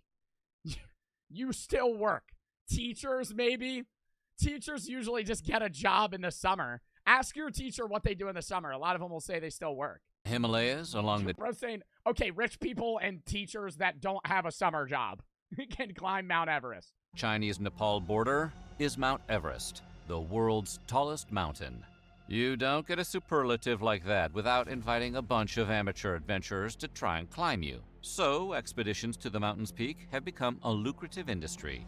But climbing Mount Everest is no walk in the park, unless your parks extend 3.5 miles into the sky and require months of physical preparation to visit. Then it's exactly like walking in the park. While it only takes about 5 days to go from base camp to the summit and back down again, your body isn't quite ready to begin the ascent until it has gotten acclimated to the extreme... Nah, I think I could fucking do it. Nah, I think my body can fucking handle that one. Nah, yeah, I think I can fucking do that. Oh, my body can't handle the fucking being 3 miles into the sky. I don't know how to fucking handle that. Conditions. I can already tell this video is going to be boring. I think it's entertaining. I think we're going to watch this one out because I want to, and this is Joe Bart's stream. People who have successfully climbed Mount Everest described the ordeal as being comparable to running on a treadmill while trying to breathe through a straw. No fucking way it's that hard. Is there really that little oxygen? Running on a treadmill, breathing through a straw? Holy shit. Couldn't I bring one of those fucking... I'd be like scuba gear. I just breathe oxygen through scuba gear. Before getting to the peak, Yeah, oxygen tank. climbers must condition their bodies by spending time at various checkpoints throughout the ascent. These quick trips, or rotations, involve climbing to the next camp and back down to the original camp, followed by a resting period of 5 to 8 days between each climb. All of this is to prepare your red blood cells to make more oxygen for your lungs. This step is unavoidable, and everyone, including Sherpas, must undergo this process. Wow. It's like an unskippable training mission in a video game. It's so cold you'll find frozen climbers. Today? It gets pretty goddamn cold up on Everest. The wind chill is minus 148 degrees for most of the year. Conditions only cooperate. What did he say? 148 degrees for most of 148. The wind chill is minus 148 degrees for minus 148. Bitch, it's a bit nippy outside at 40 fucking degrees. 148. What the fuck does that even feel like? What does minus 148 feel like? Celsius or Fahrenheit? Minus 148. What's the coldest y'all have ever been in? Like minus 10 maybe I've fucking seen? And that shit's like you go outside, you fucking pee, and that shit instantly freezes. Minus 148. Oh my God. Dude, the wind blows, you're gonna die. Minus 40. Y'all have not been in minus 40. Get the fuck out of here. Conditions only cooperate long enough for a human to make the climb for a small 2-week window at the end of May. But while the temperatures are toned down slightly, climbers are still at high risk for frostbite and hypothermia. Temperatures consistently drop below zero. Perfect conditions to cause loss of circulation in toes or fingers. Exposed skin can freeze instantly, like a T-100 blasted with liquid nitrogen. Hasta la vista. Exposed skin freezes instantly. How do you cover your entire body? What are you gonna only be able to see? Oh, they wear goggles. Do they wear goggles and cover their entire body? What if you have to take a piss? You can't whip your dick out in the middle of a fucking mountain, take a fucking piss. Your dick will freeze off. Oh my God! You think that's ever happened to somebody at Mount Everest? Yo, oh my God, tell me that did. Tell me that did. Somebody takes a fucking, they pull their pants down to take a piss, and their dick freezes off. Oh, it's like an ice cube. Stop. They wear diapers? Dude, then the piss is gonna get cold. They probably have like a pee bottle or like a catheter. No way they put in a catheter. Frostbitten skin changes color and may cause joints to stop working. Affected digits must be warmed up quickly or risk amputation. So his nose is gone. Like they're gonna amputate his nose. Approximately 300 people have perished trying to scale Mount Everest since 1953, including 11 in 2019. Even with modern... Wait, what did he say? Including 11 in 2019. 11 people died climbing Mount Everest in 2019. Even with modern climbing gear, weather prediction, and GPS, 1 in every 100 climbers has a chillingly real chance of losing their lives on the way up. 1 in 100 people die? God, would y'all take that risk? 1% chance that you die? That's still fucking too much, dude. It's estimated there are roughly 200 ice-cold corpses sprinkled throughout the mountain, several of which are visible to climbers making the journey. And they'll never move them because what the fuck are they going to do to move them? So it'll just be on the side of the road, some dead guy from 3 years ago? Sentinels are gruesome to observe, but not totally unexpected. It's understood by most climbers that at some point, you're going to see a stiff. Due to the incredible cost... And then guess what? It's all about the achievement, right? You're doing this shit for the achievement, not the experience, right? Like when you try to 100% a game, you're not having fun 100%ing a game. You're just doing it to say you did it. Because you're going to get to the top of that bitch and you're going to go. And then you're going to walk back down. And that's it. of retrieving them from their open-air graves. These long-expired adventurers are usually found exactly where they fell and remain there for years, like gas station billboards. You face danger from extreme conditions and other climbers. How do you face danger from other climbers? They use dead climbers as guideposts / waypoints. They pick that motherfucker up. Imagine they pick that dead motherfucker up stiff as a board. Fucking plant him in the ground. Shit, he's just waving at you. Oh, that marks. We're about 2/3 of the way up when we pass Jim. Fucking. They just fucking standing there. They move his face. Oh, that's fucked. Okay, I'm done making jokes about it. Crevasses, falling 100-ton blocks of ice, and delicate snow bridges that can collapse. See, that's why I'm saying no. Right there. That's the shit I was describing to y'all. What the fuck? What the fuck? People have been climbing Mount Everest since 1953, and the best thing they can bring up is a fucking ladder that they place sideways? Any step. Now, we're not describing a national treasure film. That's the stone-cold reality of Khumbu Icefall. This colossal 3,000-foot-tall frozen waterfall could take anywhere from 3 to 8 hours to cross, using ropes and sometimes ladder bridges to make your way across the precarious crevasses. And then you gotta do it back. You could climb Mount Everest, succeed, and then die on the way down. That's awful. And if that doesn't get your heart racing enough, did we mention the whole ordeal is done in pitch black darkness? In order to make the eventual descent in the daylight, climbers need to ascend through the dark wee hours of the morning, using only their headlamps to light the way. Once you're at the top, the danger of falling off the side only increases, with an 8,000-foot drop on one side and a 10,000-foot drop on the other. Climbers like to joke that if you're going to fall, choose the 10,000-foot drop. Why? Because you'll live longer. While making your way up any mountain... Hold on, good old climber joke. You know, me and my buds that climb Mount Everest. You know, when you climb to the top, you just say, you're going to fall over the 10,000-foot one. You know, you'll live a little bit longer. Am I right? Him on the way back. Mountain, a climber can begin to develop a condition called acute mountain sickness, usually causing lethargy and headaches. But once you enter what is known as the death zone of Everest, those light symptoms can take a dangerous turn, which you probably guessed by the name. In addition to risks for a stroke and heart attack, a climber's lungs and brain are vulnerable to edema. High-altitude pulmonary edema, or HAPE, causes the lungs to fill with liquid, leading to shortness of breath, fluid-filled coughs, and the choking feeling of suffocation. So, leave the Marlboros at home. For the one chatter that said they smoke ciggies. Can't bring them. Wait, why aren't you allowed to bring cigarettes, though? I don't understand. Every climber goes through some form of this nightmare scenario, and the symptoms can range from the obvious, like rasping lungs, to dangerously unobvious. And if you wanted some more scary acronyms, HACE, or high-altitude cerebral edema, is another condition which causes nausea, delirium, and brain swelling due to lack of oxygen. This can lead to some pretty odd behavior, such as shedding clothing in the frigid temperatures and talking to people who aren't there. Oh my god, yo, the dude in front of you just starts getting naked. You're like fucking 2 miles above the fucking ground, or above sea level. The dude in front of you, it's fucking -50 outside. He's just fucking butt-ass naked. You turn around, he's butt-ass naked, talking to a wall, shaking the guy's hand. Oh my god, the dead guy. Unless they're talking to ghosts. There must be a few of them up there. Even though climbers work diligently to acclimate themselves to the reduction in oxygen... Would you dead-ass do this? I said I would never climb Mount Everest. I have no aspiration to do this. I'm not even being, like, fucking exaggerating when I say that. Like, I would never... I can die without ever climbing Mount Everest, and I won't regret that. Human life just cannot be sustained at 8,000 meters.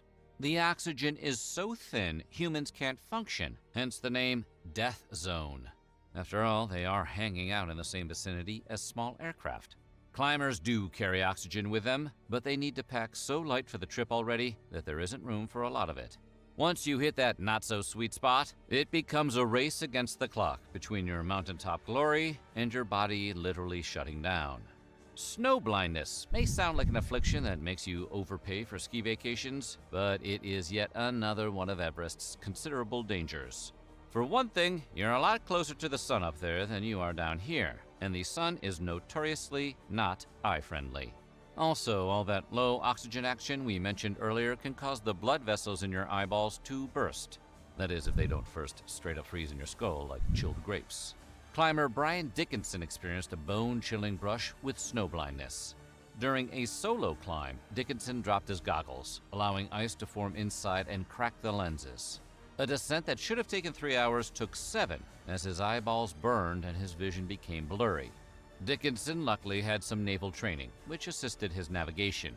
But the harsh conditions on Mount Everest are more than capable of blinding anyone who sets their eyes blind if your goggles fall off? What the fuck? on it. Mount Everest is Bro, notoriously I knew this shit was hard. I didn't think it was that hard, though. home Like, they could die in 1,000 different fucking ways. to constant thievery. Most of the time, inexperienced climbers without oxygen steal the supplies they need to Oh, yoink from other people? Bro, if somebody stole my oxygen on the top of Mount Everest, I would Spartan kick them off that bitch. Oh, you're fucking joking. And I would turn to everybody, I would say, yo, this motherfucker tried to yoink my shit, and I would have died.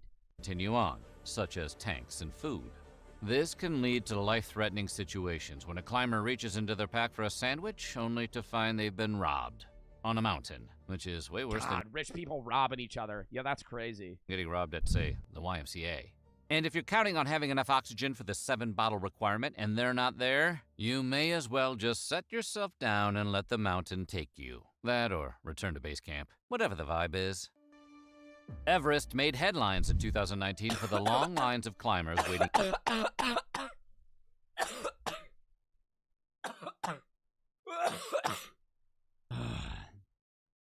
You know when you would drink. Oh my God. You know when you drink water and it goes down the wrong pipe. Oh my God. Okay, I'm good. At the summit, and the lives lost as a result of being stuck in the punishing cold. But according to Sherpas familiar with the climb, this isn't a new problem. Long lines are annoying at Disney World or the DMV, but a stalled queue at the summit of Everest can cause an agonizing demise. And the longer you wait in line, the less time there is to experience the view and savor the grueling accomplishment of reaching the very top. This overcrowding issue has been blamed on Nepal issuing too many climbing permits. But the weather is also partly to blame for the 2019 fiasco, which shaved the normally fair-weathered window from 2 weeks to about 1 day, causing a rush for the summit. A rush for the summit. Ew. I was gonna say a rush for the summit. I just go back and do it another year. What the fuck? I knew there was trash on the top.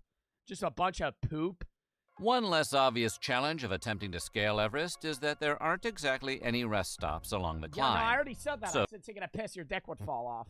to put it maturely, where does all the poop go? Climbers have reported taking steps to constipate themselves for the journey, but when nature calls, you are obliged to answer.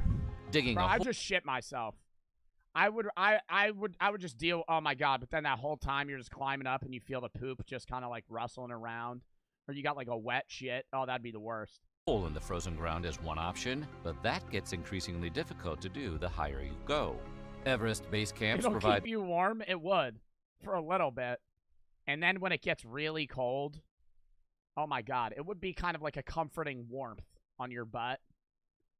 And then after a bit, it'd probably get pretty sticky. And then it'd feel like you have rocks in your pants. blue barrel toilet substitutes that can be carried to frozen lakes or emptied into pits. And you'd probably get an infection, yeah. But climbers should still expect to find surprises littered throughout the hike, like a frozen dog park. And all that poo can't break down in the freezing temperatures, so the waste shrivels up and releases dangerous gases, which can contaminate the water supply and spread sickness through the base camps. The hundreds of climbing enthusiasts who flock to Everest every year are also devout littering enthusiasts, leaving their trash behind after they head out. Gas canisters, oxygen bottles, broken camping equipment, and slews of unnecessary items get left behind. And with no waste management company on the premises, the trash just sits there. It will cost tens of thousands of dollars. If the Yeah, y'all were saying teachers were going to climb this bitch. It's rich people. hellish conditions of this haunted, corpse-filled mountain don't kill you, the price tag just might. Serious climbers willing to reach new heights have been known to shell out tens of thousands of dollars just to get a you get a sponsor. Who the fuck is gonna sponsor you? crack at that radical rock. It costs over $40,000 to hire. Not every person that's climbed. I would say 99.99% of the people that are climbing Mount Everest aren't influencers. Who the fuck's gonna sponsor them to climb that shit? There's no news coverage on it. A good Sherpa, and trust us, that's one area in which you shouldn't skimp. Some of the best climbers can convince companies to sponsor their attempt, but most regular schlubs save up for decades to complete the There it is. sometimes $130,000 trip to Everest's penthouse. 130,000. Also, Everest does not offer refunds. So if the weather is bad when you make your trip, odds are you're just going to eat that cost, which includes No, I'd get my money back. No, I'd get my money back. I pay some fucking dickbag 30 grand to take me up that bitch. The fucking weather's shitty. Give me that back. Give me that back, you fuckhead. $7,000 for a permit, airfare, lodging, and food. Tack on the cost of the required medical evacuation insurance and climbing. Yo, some dude yoinks my oxygen on Mount Everest. I'm putting laxatives in his water. He'll fucking freeze to death, ass up. So what do you think? Would you ever try to make it to the top of Mount Everest? No, I probably wouldn't. A world isn't ready for Gen Alpha. Or the world isn't ready for Gen Alpha. Lock in. The world isn't ready for Gen Alpha. Lock in.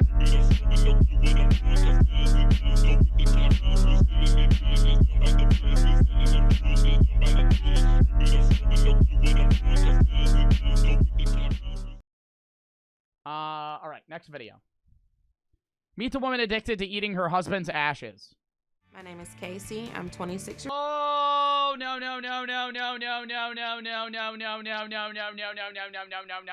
Oh my God, it's gonna evolve to her eating him. How does that happen? How does that, there's no transition there. Like, I actually understand this.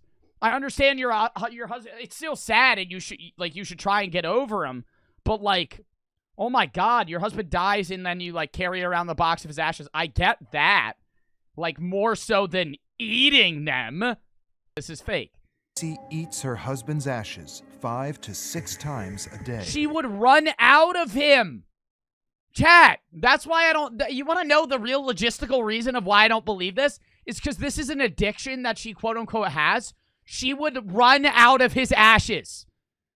You don't have that many ashes. Your ashes are like this, like this. If she's eating him every day, she runs out of them. It's supposed to feel bad for her. Like, I felt bad at first, but now it's like this sad music. Like, I don't feel bad. You're eating your husband. Very few people know that Casey is eating her husband's ashes. Nah, dude, that's why I don't believe this. Like, I feel like they wouldn't be able to post this. Okay, like, what is this fucking weak-ass reaction here? When Casey told me that she was eating her husband's ashes, I couldn't speak. It was so astonishing. Like, buddy, fucking maybe put some emotion into it. Jesus Christ. Like I was just frozen there. Maybe ask the man's parents. Maybe ask the husband's parents what they think of this. Ass fun dipping that shit. Deadass licking her finger going and then eating it. Husband's ashes? Can her family stop her before it's too late? I just want her. Take the ashes from her. Just take the box. This isn't like we have to convince her to stop. This isn't like other TLC videos where they're eating like laundry detergent and shit. Take the box. Take the box from her. The ashes are just like a symbolic thing. Yes, they may be mostly his ashes, but ashes kind of get scraped in together. When you get cremated, you're kind of getting mixed in together with other shit, right? Like, it's not like he's already gone. This is not, you just got to stop eating the ashes out of principle, not because you're going to lose him again. He's gone either way. This is just weird. To the husband's family. I have something to tell you. Why would you tell your cousin? Chat, like, this makes no sense. Chat, you marry somebody, they die, you start eating their ashes. Why is the person that you're going to tell your cousin? That's like that makes no sense. You go to your fucking random ass cousin. Yeah. Hey, I wanted to tell you this. What? What? This isn't like, oh my, yo. Somebody tells you, one of your cousins, let's just pan this out. Say you're the cousin. One of your cousins comes to you with a dead fucking husband or wife. And they sit you down and they say, I don't want you to get mad. I'm eating my husband's ashes. I'm not going to just do a little face wrinkle and go, wow. That's not like I'm an alcoholic. That would be like a wow, right? Like I'm addicted to cocaine. That would be like a wow, right? Not a I'm eating my husband's ashes. I'm going to go, what the fuck? Damn. Dude, I don't know. I'm not going to get mad at him, but I'm going to be like, oh, dude, I'm going to be flabbergasted. You tell me that shit, I'm going to be like, what the fuck? I'm going to think they're lying to me. I'm going to think this is a little too much. A little too much. You're eating someone. I don't quite understand why. Yo, she's an NPC. I'm actually, actually, she's being a fucking NPC with this shit. Stephanie, hold it. Who are you going to take with everywhere? That shouldn't be the worry. He's already dead, right? Like, I understand the coping mechanism of bringing the ashes everywhere, but that's kind of like something that has to be short-lived. That shouldn't be your worry. Oh, I'm going to eat him so I can't bring his urn everywhere. What am I going to do to comfort myself? Oh my God. That video is insane. Is that, does it just end there? There's not a part 2. It just ends there. That's why, bro, listen, there's no follow-up.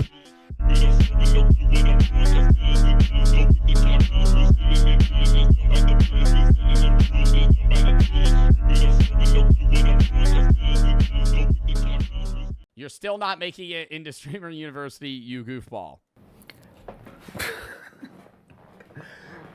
It's like why are you so stupid, my nigga? It's like, why? It's the exact same video as last year. I love this dude. Bro, I've done a video with him. Why the fuck are you so dumb? When I made that vid last year and I was like, you were never getting into Streaming University to begin with, there's half the comments was calling me a hater. It was like, oh, sorry, you just... Nah, I don't think he's a hater, bro. And I know it comes off perceived as that way.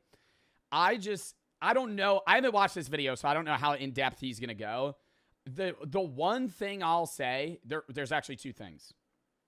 Streamers that are applying to Streamer University that have over 1,000 concurrent viewers, cornball, you already made it. What are you doing? What are you doing? I need Kai to help jumpstart my career. Brother, you already make fucking 100K a year. What are we fucking talking about? Why are you trying? Like, that's lame because now you're taking other people's spots. It's different if you're trying to be a teacher, but or a mentor, or you're an alum that's coming back, right? Like somebody like Snowcone or some shit like that. Like, she's not trying to be like a student. She's just trying to be an alumni. I get that, right? But I think it's just, I don't know, it's odd. And I get that if you have like 1,000 viewers, you're in that weird space where you're not big enough to be a teacher, but you're too big to be a student. But like, that's like you don't need training. You've already built yourself to 1,000 viewers. What are you getting out of it, right? Nothing. Like, it's just, you're not gaining any info. All the shit they're going to teach you, you already know. You're just using it to get more viewers, right? So it's not, and I understand that's part of Streamer University in general, but it's like, you can't have somebody, a student, that already has 1,000 average viewers, right? Follower count's different, but I'm saying, like, if you're already a top 500 streamer on Twitch Tracker, or 2,000 streamer on Twitch Tracker, it's just promo, right? And then the other thing is, I don't know if you've been seeing people ranting about it. Half the people standing in line at the IRL applications for Kai have never streamed. And it's like, I get it's for people that are new to the space and need to learn. But if you haven't even touched OBS, you don't own a computer, it's chopped, right? Why are you standing in line for 9 hours in New York waiting to fucking get interviewed? What are you going to do? My friends say I'm a funny guy. Do you have any clips? No. Do you have any like video? No. What the fuck? You have no, it's like pulling up to a job application with no resume. Like, you need something. Like, at least you could literally be like, yeah, I stream Fortnite on my PS5. Like, that would be better than some of the shit. People are literally flat out pulling up with nothing. First of all, that whole event is literally just content creators coming together to clip farm. I mean, yeah. For TikTok. That's it. You know what I'm saying? And then 97% of those niggas are already streamers. So don't think. Yeah. And you'll see the clip up and comer. I'm like, bro, this motherfucker's been a big streamer for like 5 years. Like, what do you think the view cap should be for a student? Like 400? Like, I feel like maybe 500. I'll agree with that. I think if you're a 500 viewer streamer, there's so much more you could learn. And I think there's so much more you could learn even at 1,000 viewers, but it's like concurrent. Yeah. I don't know. Because you got to think the average person, if I was running Streamer University, the average student I'm looking for is like a 50 viewer streamer where they have a community, they know how to stream, they just can't grow the way they need to. Like, they're committed, they've been doing it for years, and they know what streaming is, and they've done it. It's just like they need that bump, you know? That's like 200-300. I'll agree with you. I think like above that, it's just like, what are we doing? You think Kai, nigga, Kai ain't gonna save your life, nigga? Oh my God. Y'all making my ears hurt. I got tinnitus. I gotta hear ringing and shit. Y'all making my fucking ears hurt. You know what I'm saying? All this bullshit. Oh my goodness. Listen, y'all. What I'm not about to do is sit here and try to chill and Bro, I love listening to him rant. Like, deadass, I feel like he has like such a real way of being like, nah, this shit's pissing me off. Relaxing, and I'm on the game with my niggas, and they in the background playing videos of people thinking they about to get into Streamer University and shit. I don't want nobody in this video. I don't want none of y'all to be one of them. Okay? We gonna cut that shit out. Well, nah, it's the same vibe as like a group of friends saying they're gonna start a fucking sports podcast. Like, that's how it feels, bro. Motherfuckers that have never streamed a day in their life going, nah, I'm about to apply to Streamer University, bro. I think I can make it. I'm like, you haven't even taken any steps. Not even the first one. Like, we're just throwing words into the air right now.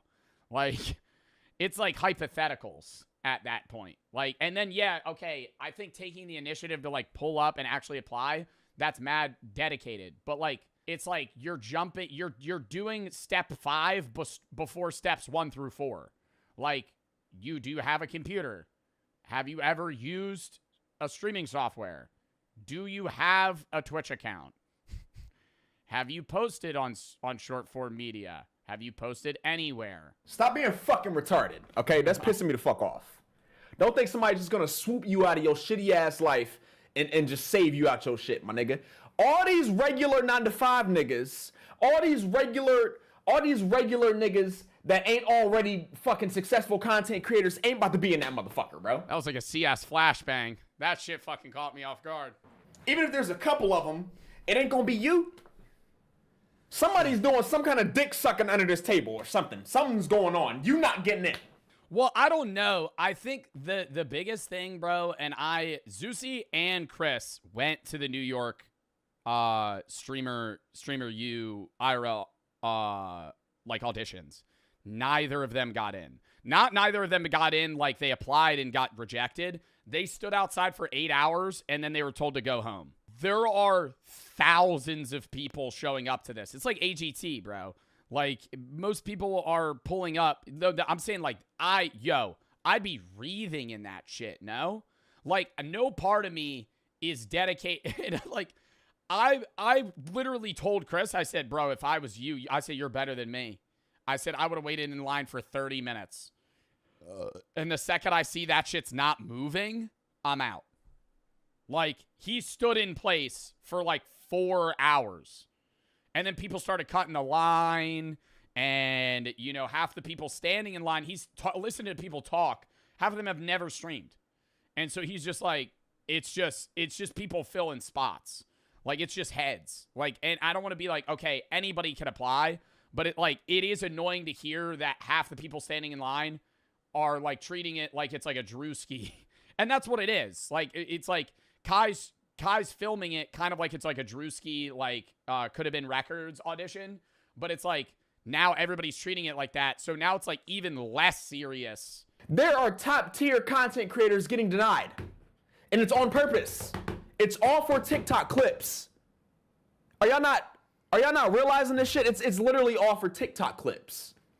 The first one was for TikTok clips. Well, I think it's, in my mind, if I'm Kai, let me play it out. If I'm Kai, if you remember, this is all I remember about Streamer U. When they did the welcoming thing and they were giving everybody a debrief, in the midst of the debrief of Streamer U, there was like an AT&T ad. And then it hit me when I was thinking about it. I went, oh, fuck. Kai, gone for 8 months, comes back, could hype this up like a Drewski could have been records thing, make it into a whole way bigger event than it was last year, and just pump it with sponsors. And those sponsors, you got to think, dude. If you get the alum streaming this, the teachers streaming this, Kai streaming this, all 24/7, they, like, it is millions of dollars are going to be poured into this fucking thing. Like, it could make 4x what it made last year.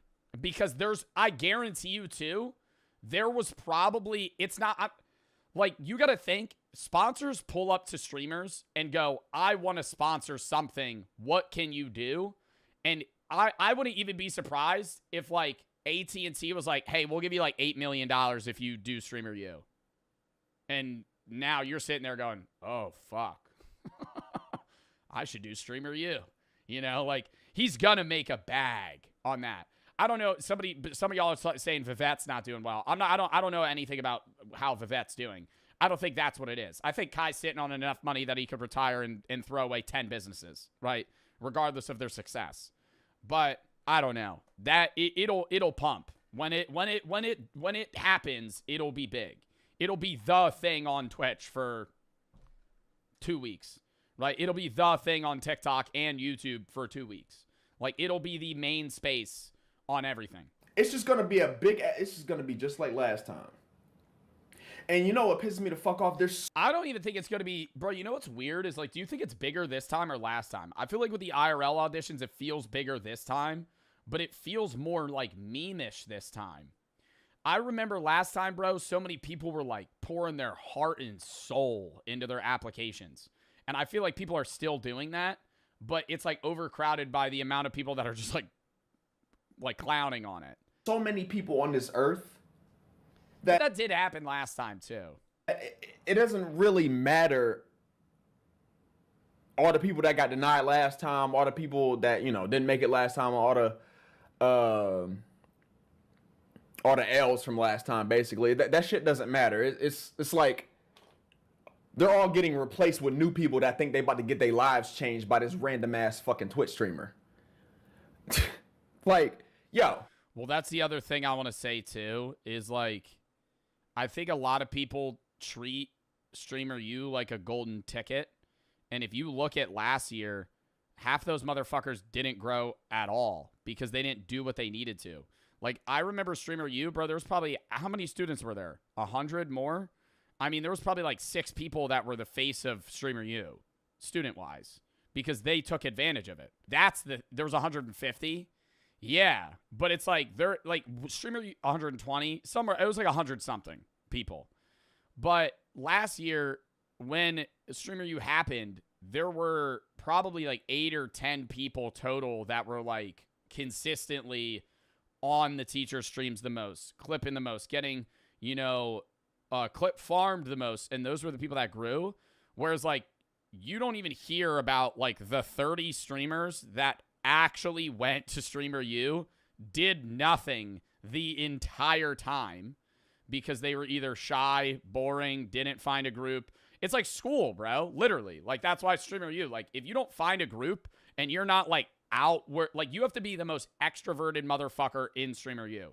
And that's the other thing, too. It's so geared towards IRL streamers because the majority of Twitch and the majority of people that want to be streamers are desktop guys. They do shit like me and Jinxie, right? They want to do shit like me and Jinxie.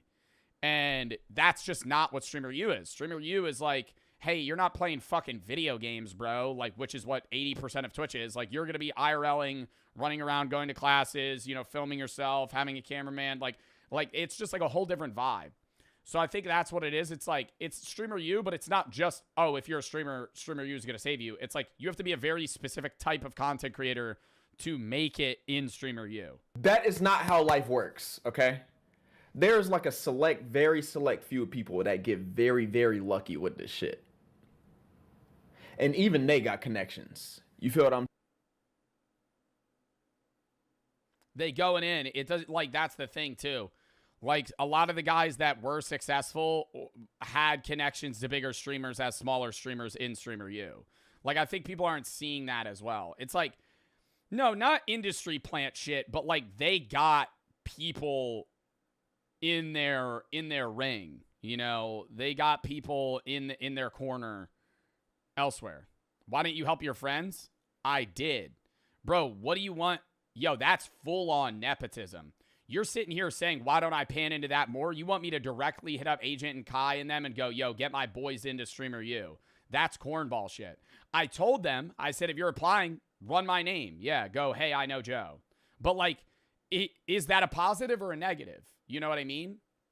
Like, is that if Chris was applying to Streamer U, say he didn't wait outside for 8 hours and not get in, say he actually, like, got in and was interviewed, would it be good to air my name or bad? Because it's like, on one side, it gives him credibility, but on the other, it's saying, why do you even need me?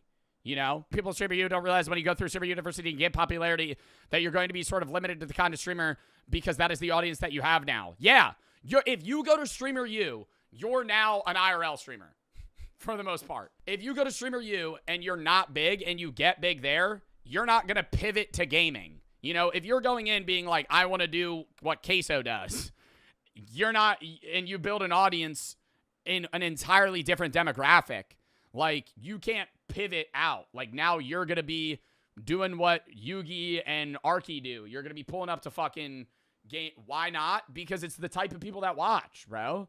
Like, you got, when you reach a certain size, you can do whatever the fuck you want. But I'm saying you're not going to go from 10 viewers into Streamer U and now you have 10K. You're going to go 10 viewers into Streamer U. Best case, you pop the fuck off. You have 1,000 viewers, 2,000 viewers. Those people want to see what you did at Streamer U. They don't want to see you get back and then start solo queuing fucking Valorant lobbies. Danny Bands? I don't know who Danny Bands is. He does desktop now?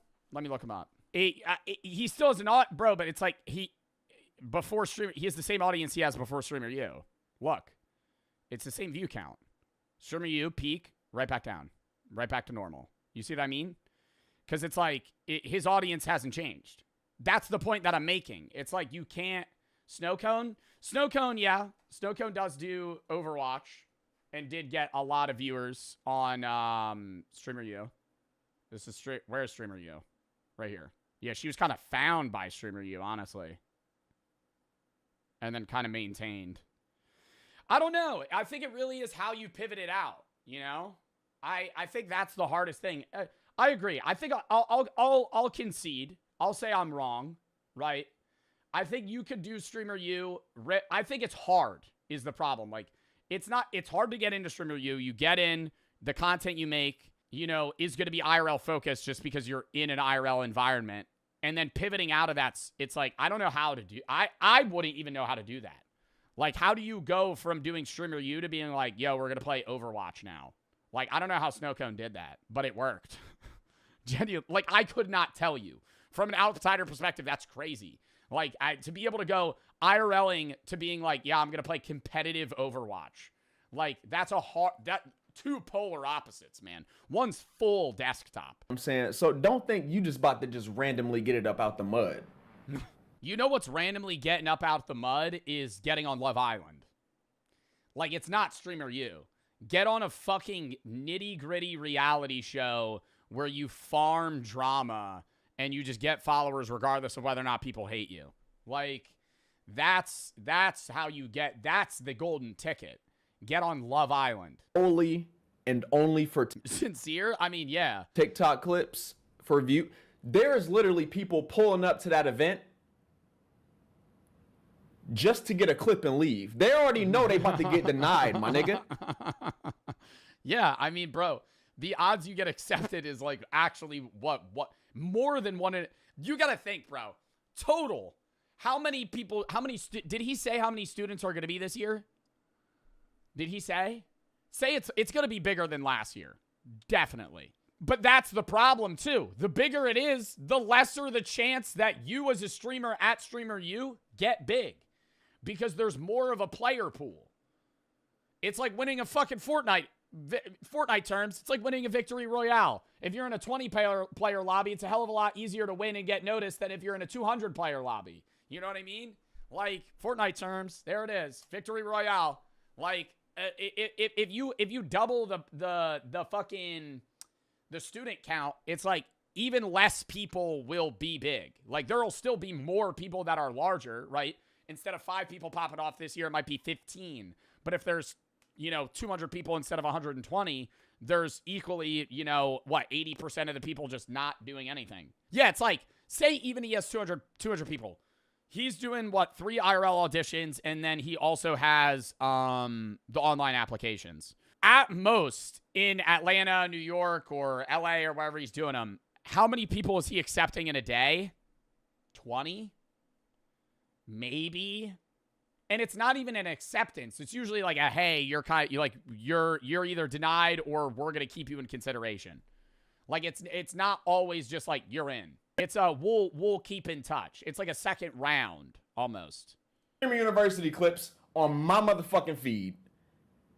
And I'm saying not interested on that motherfucker every single time. You know what I'm doing? If I got into Streamer U as a small streamer, I'm going to be as extroverted as possible, and I'm going to pay a fucking clipper. Not even pay a clipper. You know what I'm going to do? I'm going to pay my close friend. I'm going to go, bro, I will give you $1,000. Post my ass all day, every day on every fucking platform. Because I'm not going to be able to do it because I'm going to be making content. I'm going to go, yo, clip the fuck out of me. Like, all of it, because that's what you got to do. And you just got to be like, I'm going to get out there. Because already paying clippers is like, that's already an itchy topic because, some people just flood social media platforms by paying clippers. You're not getting a career off of that shit. You know how many random motherfuckers on this earth? You know how many people that's going to watch this video that's going to call me a hater? They called me a hater last time. But he's right, bro. Like, it's like, I think it's like negative, but it's like real negativity. You know what I mean? But is it negative if it's it's like, he's just being real. He's not being optimistic. And so it's like, I think you do need a level of optimism to make it in Streamer U. And I think the people that did made it, but it's like, bro, like, you're staring down winning the lottery effectively. And getting in is not winning the lottery. It's getting in and then succeeding. It's like winning the lottery twice. You know what I seen? I seen the same motherfuckers in my comment section that was in my comment section the first time saying that I was only saying this shit because I was mad because I didn't make it. Can I ask y'all something? Y'all watch me, right? I mean, bro, his job is still YouTube. Like, I would say Sai made it. Like, look at how I'm dressed for my video. Yo, I was going to comment on the fact that his bare skin on that material is probably so uncomfortable, bro. The material of that chair, it's like not like a leather. Yeah, like cold as fuck and sticky. Like when you sit up, it's like, it makes that. I used to have a chair like that. Got a fucking haircut. Sometimes it just did that shit. It just did that shit. Your skin starts Sticky? Yeah, bro. You ever sit shirtless against a material like that? It just did that shit. Got a shirt on. Sometimes I don't. I don't give a fuck. You real life think I'm really out here pressed about getting into this fake ass, plastic ass fucking event? It's not even just this one, bro. I see every content creator con, like TwitchCon or any. Oh my god, TwitchCon, fucking dude. TwitchCon is fun for everything outside of the convention, and then the Twitch Rivals events. That's it. Everything else, fucking throw it in the trash. Honest take. TwitchCon, Rivals events, cinema. IRL Rivals events, watching IRL lands, super fun. Super fun for the creators, fun for the fans, right? Walking around to the State Farm. Oh, I get to meet Jake from State Farm. Nobody cares. Nobody cares, right? Oh my god, Jake. Jake from State Farm's here. Oh, fucking yippee. Oh, I get to play the State Farm game? Awesome. Awesome. Oh, whoa, that's so sick. Like, ugh.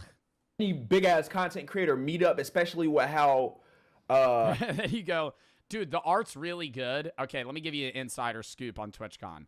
It's a lot of companies promoting stuff, like most conventions, but it's more promoty than like PAX East. Then, so you do that. They have the Twitch Rivals events. That's the peak. That's the cinema, in my opinion. If you go to a TwitchCon event, literally just go buy a ticket for the day of a Twitch Rival event or two that you want to watch and just pull up early and watch them. That's fun, right? That's at least my experience that I enjoy. They have the art gallery upstairs in San Diego. Really good art. 70% gooner.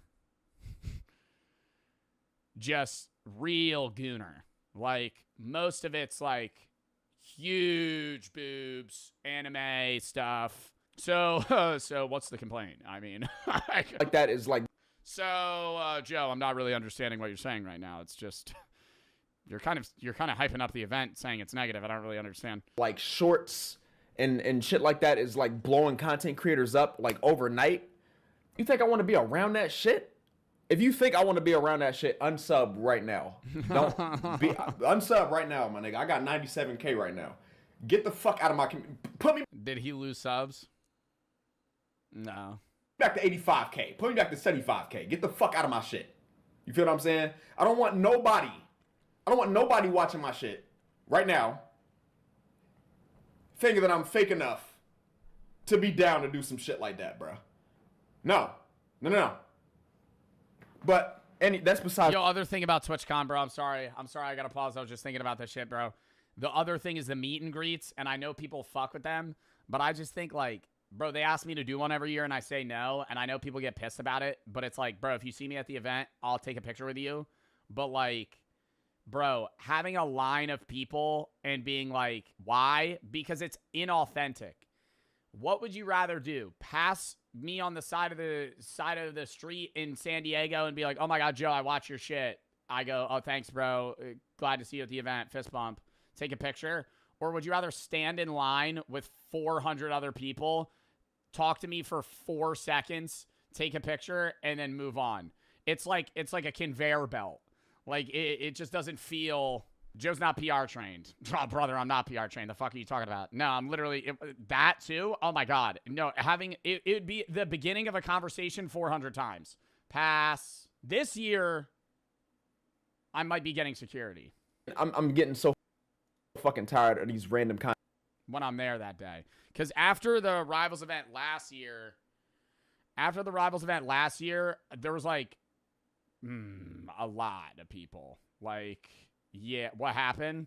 Well, after last year, I was halted by, it was probably an hour of like, hey, and then there was lines forming just in the middle of the event, and I was like, uh-oh. Content creators thinking that their lives is about to change, bro. Wake the fuck up. But they can't snap out of it, though. They hear people like me, and they call us hate. They just... I wanted to touch you.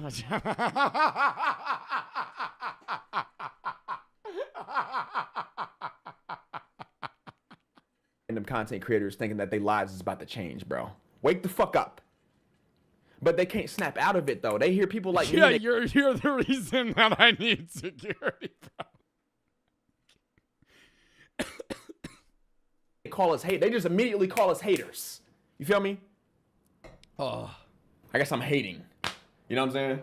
Like, dude. The only reason why I'm so pissed off, it don't got nothing to do with me, my nigga. That shit ain't got nothing to do with me. But I'm tired of seeing it. So y'all know what the fuck I do. Come on, man. Come on. Sometimes it'll take me a whole month to post. Well, it's usually, bro, it's like what aggravates me is like there's a level of delusion where it's like there will be people that'll like be in line. Like Chris was telling me about this. They're like, yo, I just need a chance to speak to Kai, bro. I know he'll let me in. Bro, you've never streamed. What are you just gonna... Kai, I'm gonna level with you. I need this. That's what everyone's gonna say. Do you not realize that's like the same line that Kai's just gonna go, uh-huh. The fucking Side Speaks video. All some shit gotta do is piss me off and I'm making a vid about it. This pissed me off. Listen, bruh. Call me what y'all want in the comments, man. It's the same shit as last time. The video was called You Was Never Making It at Streamer University to begin with. You still not making it. Like, nigga, stop hating, bro. You just mad because... Yeah. Bro, he just ends no that amount shit. of discount. Nah, that's fucking hilarious. Wait, I wanted to read the comments, bro. Fuck. That was a good video, though, bro. Streamer use a social experiment. I'll die on this hill. Mind you, there's real people throwing away actual university opportunities for this. Oh my God, no, really? It's in the summer, though. What the fuck? I mean, if somebody's going, I'm not going to college so I could go to Streamer U, they're flat out just not, they're finding any excuse not to go to college because it's during the summer. Like, it's not impeding your capability to go to uni. You could still, like, say you blow up at Streamer U in the summer, you could just drop out later. Most of the social media success shit is based on connections.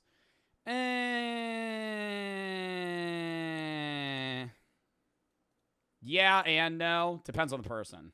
I saw a TikTok of a woman promoting herself on a fucking billboard just getting into Streamer U. That's like, no, that's the other thing too. Is I've seen shit of people going, I spent my last $500 to get on a flight to fly to the Atlanta or New York audition for Streamer U. And I'm going, would that money not be better invested into equipment to make content versus like blowing your month paycheck on, you know what I mean? Like, I feel like it'd be better to be like, okay, I'm going to upgrade my PC and buy a better camera and lighting so that I could stream at a higher quality and do this versus being like, okay, I'm just going to pour everything I have into the 1 in a million chance that I get in. Yeah, that's, I think, what I was saying. There's a difference between being a hater and being real. Every kid and their 91-year-old grandma are trying to get in. They have a chance when they get accepted rate is less than 0.01%. Yeah, I mean, it's like, that's the thing, too. It's like, half of the people that are getting in are going to have connections. And even if they don't, it's like, bro, the odds, I don't want to say this. The odds, the acceptance rate of Streamer U is lower than Harvard. Like, keep that in mind. You know, if you apply, it's not even you're probably not getting in. You're not getting in. Like, unless you're the 1 in a million golden ticket. For real? Yeah, bro, what do you think the odds are? 7%? They accept 200 people. They accept 200 people. How many do you think applied? 50,000? 50,000? Like, Lacey and Marlon made it in. They're streamers and they're teachers. If Marlon's doing gym and Lacey security, that's different, bro. I'm saying, like, you have 20 viewers on Twitch, you apply. I don't know, bro. I think everything he said there was real. Like, in the sense of, you know, he's not hating. He's just saying, yo, the odds are you're not getting in. Chat lock in. We're going to try and rip through this video in not as...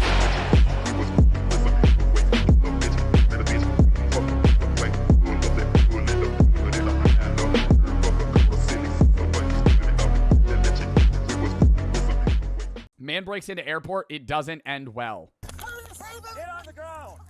When a man ends up on an airport... Bro, I saw a video the other day, and I don't think it was AI. It was on Twitter, shocker, of a man jumping into a moving airplane turbine. They were running at him, and then as he got, I don't even know how he got on the fucking airline strip. That was real? Yeah, no, that was actually disgusting. So sad. But oh my God, why would that guy do that? He killed himself. He jumped into the turbine and it was like red mist, like chopped his body into pieces. And there's some dude that's like chasing him. And they're like, stop, stop. And then he gets under the plane and it's like for his own safety, he has to stop because he doesn't want to get sucked in. Dude runs behind the turbine, just fucking full jumps into it, dies. Runway. Chaos erupts as officers scramble to figure out how he got there and why. Probably jumped the fence. Is he like a little MMA fighter type guy? You know what I mean? Like around 4:30 p.m. on May 22nd, 2021, 2 Campbell police officers arrive at the La Crosse Regional Airport in Wisconsin to assist the La Crosse Police Department after getting a call about a man who had jumped the fence. And yo, this guy's about to hit the craziest fucking football pivot you've ever seen in your entire life. You see this? You see this fucking maneuver? He's about to fucking sidestep the shit out of this cop. Ended up on the tarmac, seemingly under the influence of something. As the officers struggle to restrain him, nothing he says about how he got there is going to make any sense. I mean, is it that shocking on how he got there? I feel like most airline strips, you could just jump the fence. It's barbed wire, but like, you know, if you're methed out, you could just fucking climb it. Like, yeah, it's gonna hurt. You might bleed a little, but like, this isn't stopping anybody from climbing. Like, this isn't like an end-all, be-all. It's like, oh, barbed wire. Just fucking climb it. Is going to make any sense.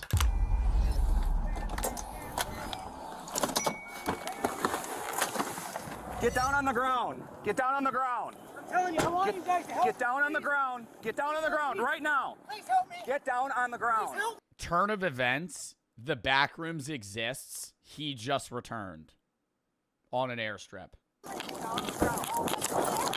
You don't understand. I was just in an infinite IKEA.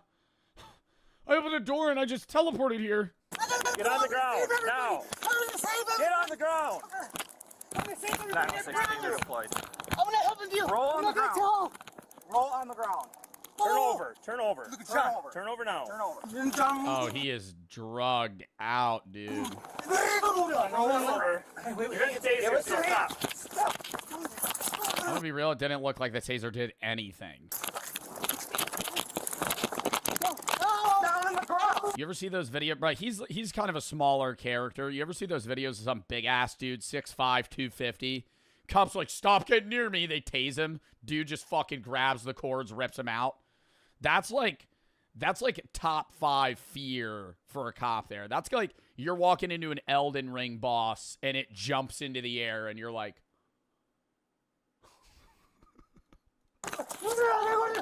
I'm fucked. Stop harassing. It's gonna help me.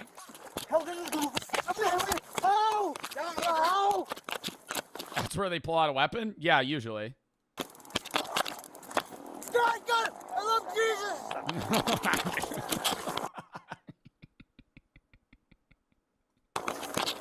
A little side quest. Oh, give me your hand. I'll do. Stop. Stop resisting. No, my sisters.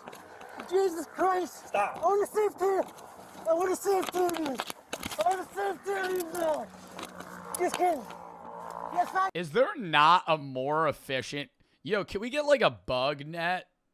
Like, when this shit happens, you ever see these videos, bro? They tase him, he gets up and runs. They tase him, he gets up and runs. We need like a bug, like a net. You know what I mean? Like they shoot it and it just captures him. Not like a bug net, like an animal net, like a thoomph. And it just like grabs his body and then like hooks him to the ground.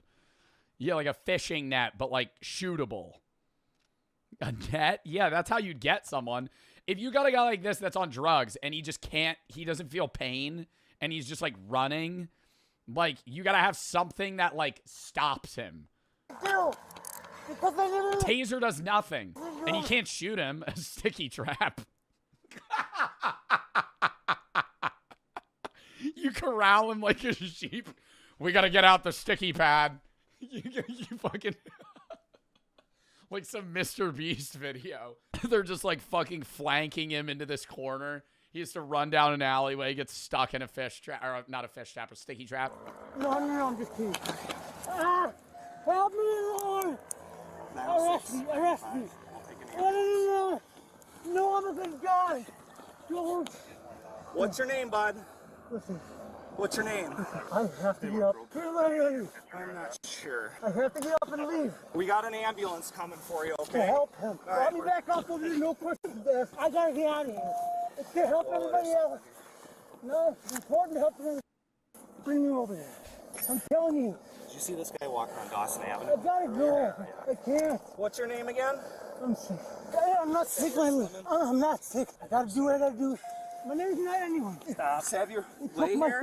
Calm down. Take some slow, deep breaths. Listen to me. I made a few mistakes. Yep. I want to go save somebody. Okay, so you're on airport property, okay? Just tell us. If I disappear, I help everybody. What do you got to save, bud? Saying that they couldn't do that. How, like, if he's on drugs, he jumps this, he wasn't violent towards them, like, is he getting thrown in jail? Like, I think he's spending a night in jail, but it's like, how much of a crime is this? Like, it's trespassing on an airport grounds. I feel like that's the biggest thing. Him, like, running from the cops or whatever, it's just like, meh. I don't think they're actually gonna, like, get him for that. I trust you guys. Salvia? No, he's not on Salvia. He'd already be done tripping. Trust everybody. I have to help. Okay, we're gonna get you some help, all right? You bring me over there and you show me what to do.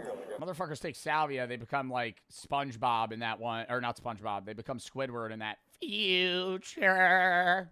You always curl up in a ball, bro. Motherfuckers on Salvia, they're not running around. I'm not a That's like such a strong trip, you just can't move. coward. Just relax, Edward. Just relax, okay? Put your hands behind you. Please help me. What you been taking today, bud? I tell you something. It's important for me to get away from here and save everybody. Save him from what? I don't know. Please go back to me. I don't even know my name. I don't even need to know me. Okay, we're gonna get you some help, okay, bud? Just don't shoot me. For my sakes, I'll do it. I'm fine. Stay where you're at. I'm fine. I need to get... Why is it like half of these body cam... Oh, it's 2021. I know the trick here. I can't be... I gotta go. I was gonna say, why does he just have like a face mask wrapped around his neck? He disappeared. Please, listen. You can continue.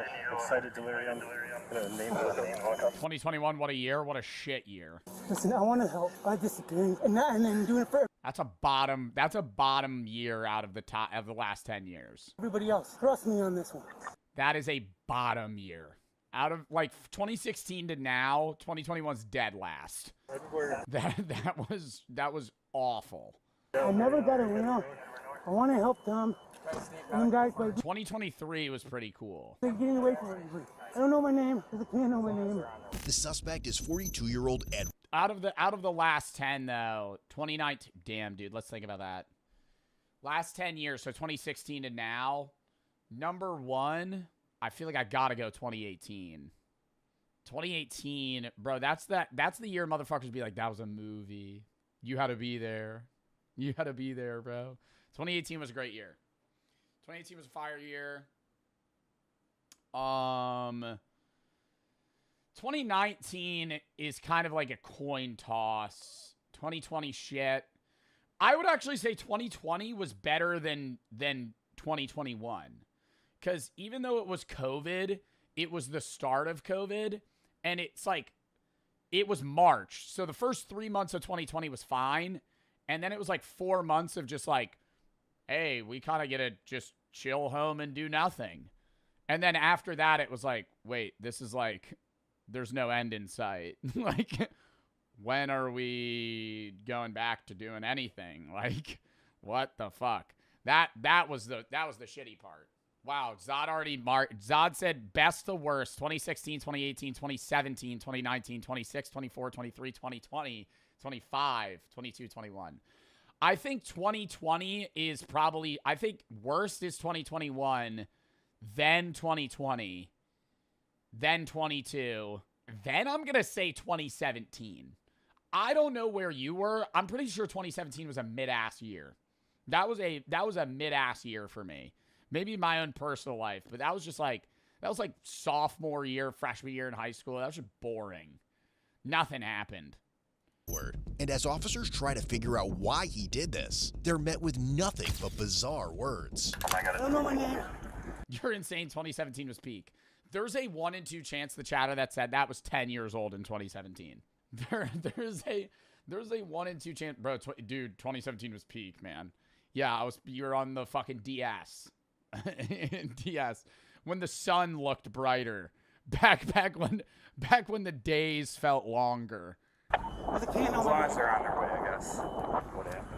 We just came around and he was walking and I told him to get down on the ground and he wouldn't get on the ground and started running and then we tased him 2 times. Yeah, from everything down.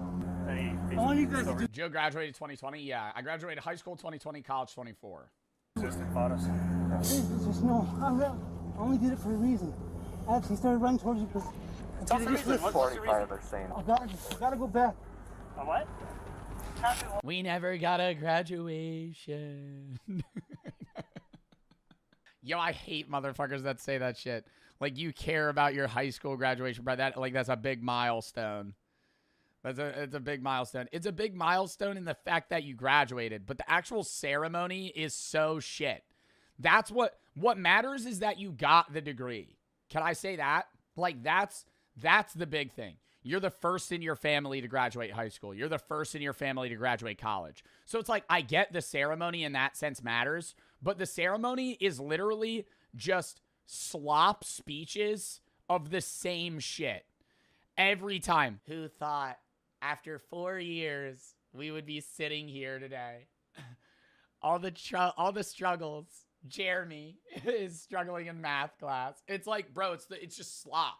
It's just a slop-ass speech, and then you sit there, and it's hot as fuck. You're outside most of the time, unless you're in college, because then it's usually in an auditorium. Outside, bro, it's just like, just waiting for your fucking name to be called. I know what I gotta do because of. What do you gotta do? He's got a card, Minnesota EBT or something. Yeah, unskippable cutscene. Literally, bro. Literally. Sometimes you'll have a fire speech, but most of the time, bro, oh, same shit.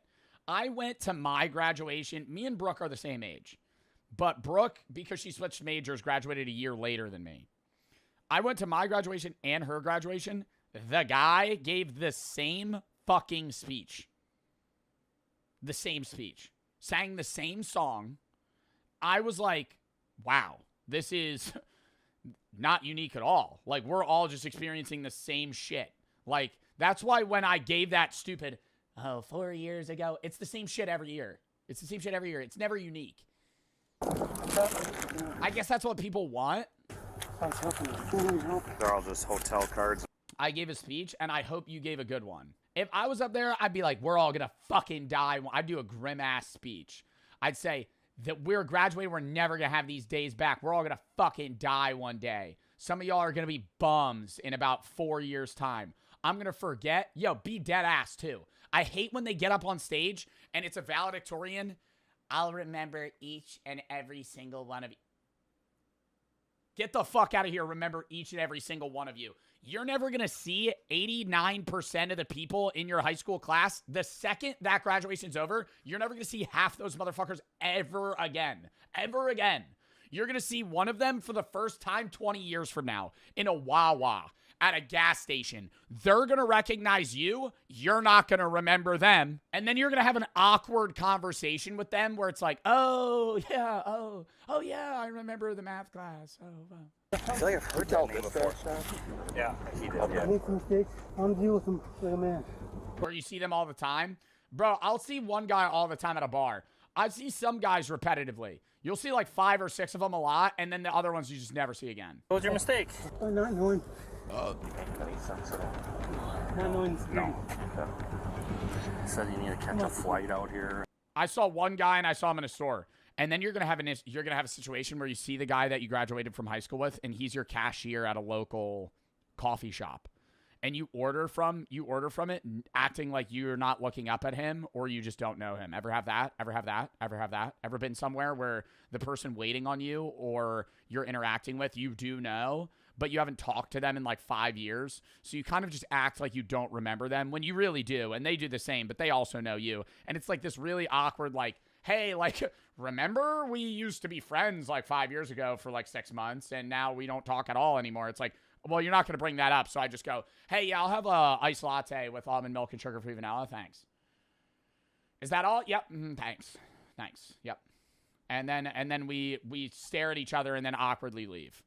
get to the airport. I actually saw him walking on Dawson Avenue. Was he carrying something? He had a bag. I saw that too. Yeah. I should actually ask this airport guy if he can go down and look. That's rude. Bro, it's so much. I'd rather that be perceived as mildly rude than me to be like, remember? So, what you been up to? Because I know neither of us want to have that conversation, right? We're not in each other's lives anymore. We don't care about each other's lives anymore, right? Do I care about them as an individual? Yes. But, like, do I care enough about their life to be like, so, what have you been doing? No. And they don't care about mine either. So I'm not going to sit here and fake this shit where it's like both sides are being, like, overly nice. For it. Where do you want to go? Get away from. You don't care about them? Well, it's just, bro, it's like a motherfucker you knew. I'm pretty sure. They care about you because you're famous, be for real? Maybe. He had a bag. Bro, that's the number one thing. I see a motherfucker I knew in high school. Yo, how much money do you make? With him. Every time. First question out of their mouth. It's one of three. One of three. How much money do you make? Do you know the entry point of where he came in? Oh, hey, nice to see you too. How you been? Anyways, back to the guy that's on drugs on the tarmac. He had a bag with him. Do you know the entry point of where he came in? I was in the fire station and I heard a bang. Wait, I knew that guy from high school. He's laying on the ground. Remember me from Mr. Davis's AP Bio class. And then I looked outside and I saw him running on the ramp. So I assume he jumped the fence right on the north side of the fire station there, in between the towers. Can you just travel the grassy area and see if there's a bag for us? Yeah. So just, if you find one, pick it up and we'll take it. So. Yep. This airport operations staff member would later inform the officers that even when they had approached Edward, he had only told them that he needed to save the people in the terminal. I didn't. You're not gonna get goofy on us if we sit you up on your butt, right? Might be a little easier for you to breathe. Sit up on your butt. Stay right there for me, okay? I was gonna have a note. Yeah, that's right. Oh, actually a good guy. Okay, you seem like a good guy. Yeah, I pretty much knew who it is. Yeah, he doesn't seem like a bad person. You know what I mean? Like, this is bad that he did this, but I'm not sitting here like, oh, he's malicious. I think he's like a guy on drugs that actually thinks he's trying to save people. This was as soon as we got called up here, so. Some excited delirium, we think. Okay. And he's been tased twice. Do we know where he came from or anything about it? No, we don't know. Okay. He's keeps talking about he has to fix something or he did something wrong, but he's not making Do we know sense. who he is? Edward? Edward? Ed, hey Ed, what's your last name? Can you tell me your name? Yeah, we can. We sure can. We can bring you to the hospital. That's our option. Okay? But we need you to be cooperative with us, all right? I want to listen to you guys because I'm a good person, but I don't want to. Okay. As long as you listen to these guys. Give it to me. I don't want to be. If that's be me that. Okay. I say this every time you watch a body cam video, bro. Like, I don't think I could ever be a cop, obviously, but I really don't think I could ever be an EMT, bro. An EMT or a paramedic, man. To be the guy that's just constantly seeing people at their worst. Like, you're never seeing anything positive, bro. I was trying it before, and I think so again. I want to be useful. It's always like this guy's hyped up on drugs, and he's literally, like, at rock bottom in his life. You have to help him. Or it's like, this guy got decapitated. Come to the scene. You have to help pronounce them dead. Well, if I'm dead still. We're going to bring you over to this cot. Ready? 1, 2, 3. I said no, and I said no. Tell me you guys help me. I got to get away. Yep, we're helping you, okay? We're bringing you The biggest thing that I've always been told from the people I know that are paramedics is, like, they get really numb to that shit really quick. The only thing that gets to them is when it's, like, a kid. Like, a kid dies or something like that. And not even, like, an infant. My friend will be like, if it's, like, an infant, it's, like, he's still numb to it. But it's, like, if it's, like, a 6-year-old. Like, where they're, like, conscious and they died. Like, that's super sad. Like, not that the other isn't sad, but it's, like, it's not a derealization. It, like, fully is, like, holy shit, this is, like, a young child that died. Okay, let's have you leave back. Over here, I told you the best way to go. Sorry. Well, we gotta safely get you off the airport, okay? Because we're kind of on the tarmac here. Yeah. That's why. Ed, no, come on. That's why, man. Hey, we're trying to help. I'm telling you, I can't. Yep, we're gonna help you. You gotta let us help you, okay? Let's get your feet up. Ready? That's the best way to go is over that way. Get away. We're gonna bring you right inside the ambulance, okay? Got all the sweet jet Yeah, not making much sense, that's all I know. No. Definitely not in the right mind. Well, man. Who knows? Completely out of his mind. Yeah. Except I want to know, it's pretty tall fence and there's barbed wire. Like, so what, you just come at you or what? Yeah, we just both got out. Okay, I'm going to have a very off-top... This whole video has been off-topic, and if this somehow becomes a YouTube video, sorry for the YouTube audience that assumed you would be watching a body cam video, and then you just got me word vomiting about nostalgia. But that's how it is, you know? You knew what you were clicking on watching Joe Bart. Anyways, that guy was, like, sucking on a lollipop or something, reminded me of this. You ever drive by, like, a construction site, and you see like a 40-year-old man that's shirtless and pretty skinny but really tan, and he's like filling concrete, smoking a cigarette? Like, I see that all the time. You've probably been, like, it's just like a dude on the side of the road. He's like a union man. He's like filling concrete, smoking cigarettes and shit. I would never want that job, but for one day, I'd love to be in that guy's shoes. Like, I'm not sitting there like, oh, I'm envious of his job, but like one day I'd be like, damn, dude, to just chain smoke cigarettes and lay concrete. What a fucking, what an experience that would be. You know, that's really specific. Well, I see it and I'm like, damn, bro, like I'm going to do I got to go stream right now. And I'm not upset about it, but I'm like, wow, I wonder what, like, if he's enjoying that. That's a terrible idea. I mean, it's probably just hard fucking work, dude. Your back's got to be killing you. Just laying concrete for fucking 9 hours. Man's to get on the ground, and then he kind of came at me, and then you came in kind of from behind. That or like landscapers. Fixing a flower bed, smoking cigarettes. I'm like, And he wasn't going with the program, so then he tased him first. I went around my car, and that's when... Chat, what if I didn't say anything, but like while we're streaming, like one day I just pull out a Marlboro Red, just light it in the room. I don't mention it at all. Like, I say nothing. Are you being like, what the fuck? Like, I'm just like, anyways, so we just literally went. I'm gonna give a fuck. I would, if I was you guys, I'd be like, oh, that's so degenerative. I think smoking cigarettes inside is crazy. I don't judge people that smoke cigs. I don't think you should smoke cigs, but it's like, oh, smoking a cigarette inside. I'm on the ground and then I tased him a second time. He's gotta move his car, but I need somebody to... It's aura though. That is not. That's a dark aura. Smoking cigarettes inside in a dark room, playing video games. That's a devious aura. Reminds me of like a little MMA fighter type guy. You know what I mean? Like, he just has no idea. He doesn't feel anything. No pain or nothing. Just thanks for coming home and playing. Yeah. Are we gonna get a resolution on what this guy was on? Edward was charged with misdemeanor, resisting obstructing an officer, disorderly conduct, and bail jumping. He was later released on a $500 cash bond. About 2 years later, he pleaded guilty to resisting obstructing an officer. All remaining charges were dismissed, but read in. In the end, Edward was sentenced to 120 days in the La Crosse County Jail.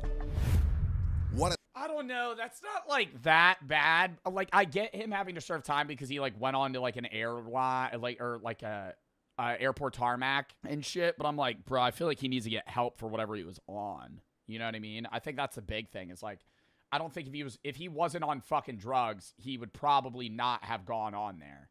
Dude's fighting the war on drugs on the side of drugs. Expect nothing less from La Crosse Regional Airport. La Crosse, Wisconsin. Me on the other side of Atlantic Ocean, Sweden, getting ready to eat lunch in front of a YouTube video. Ah, shit. Here we go again. Wow, I never thought about that. Like a random European that's never been to the United States just knowing a specific city in Wisconsin because of body cam videos. Oh, we got another Tallahassee cam. Here we go. It's just like having niche knowledge about rural fucking American cities where there's just people that do crazy shit. Next video.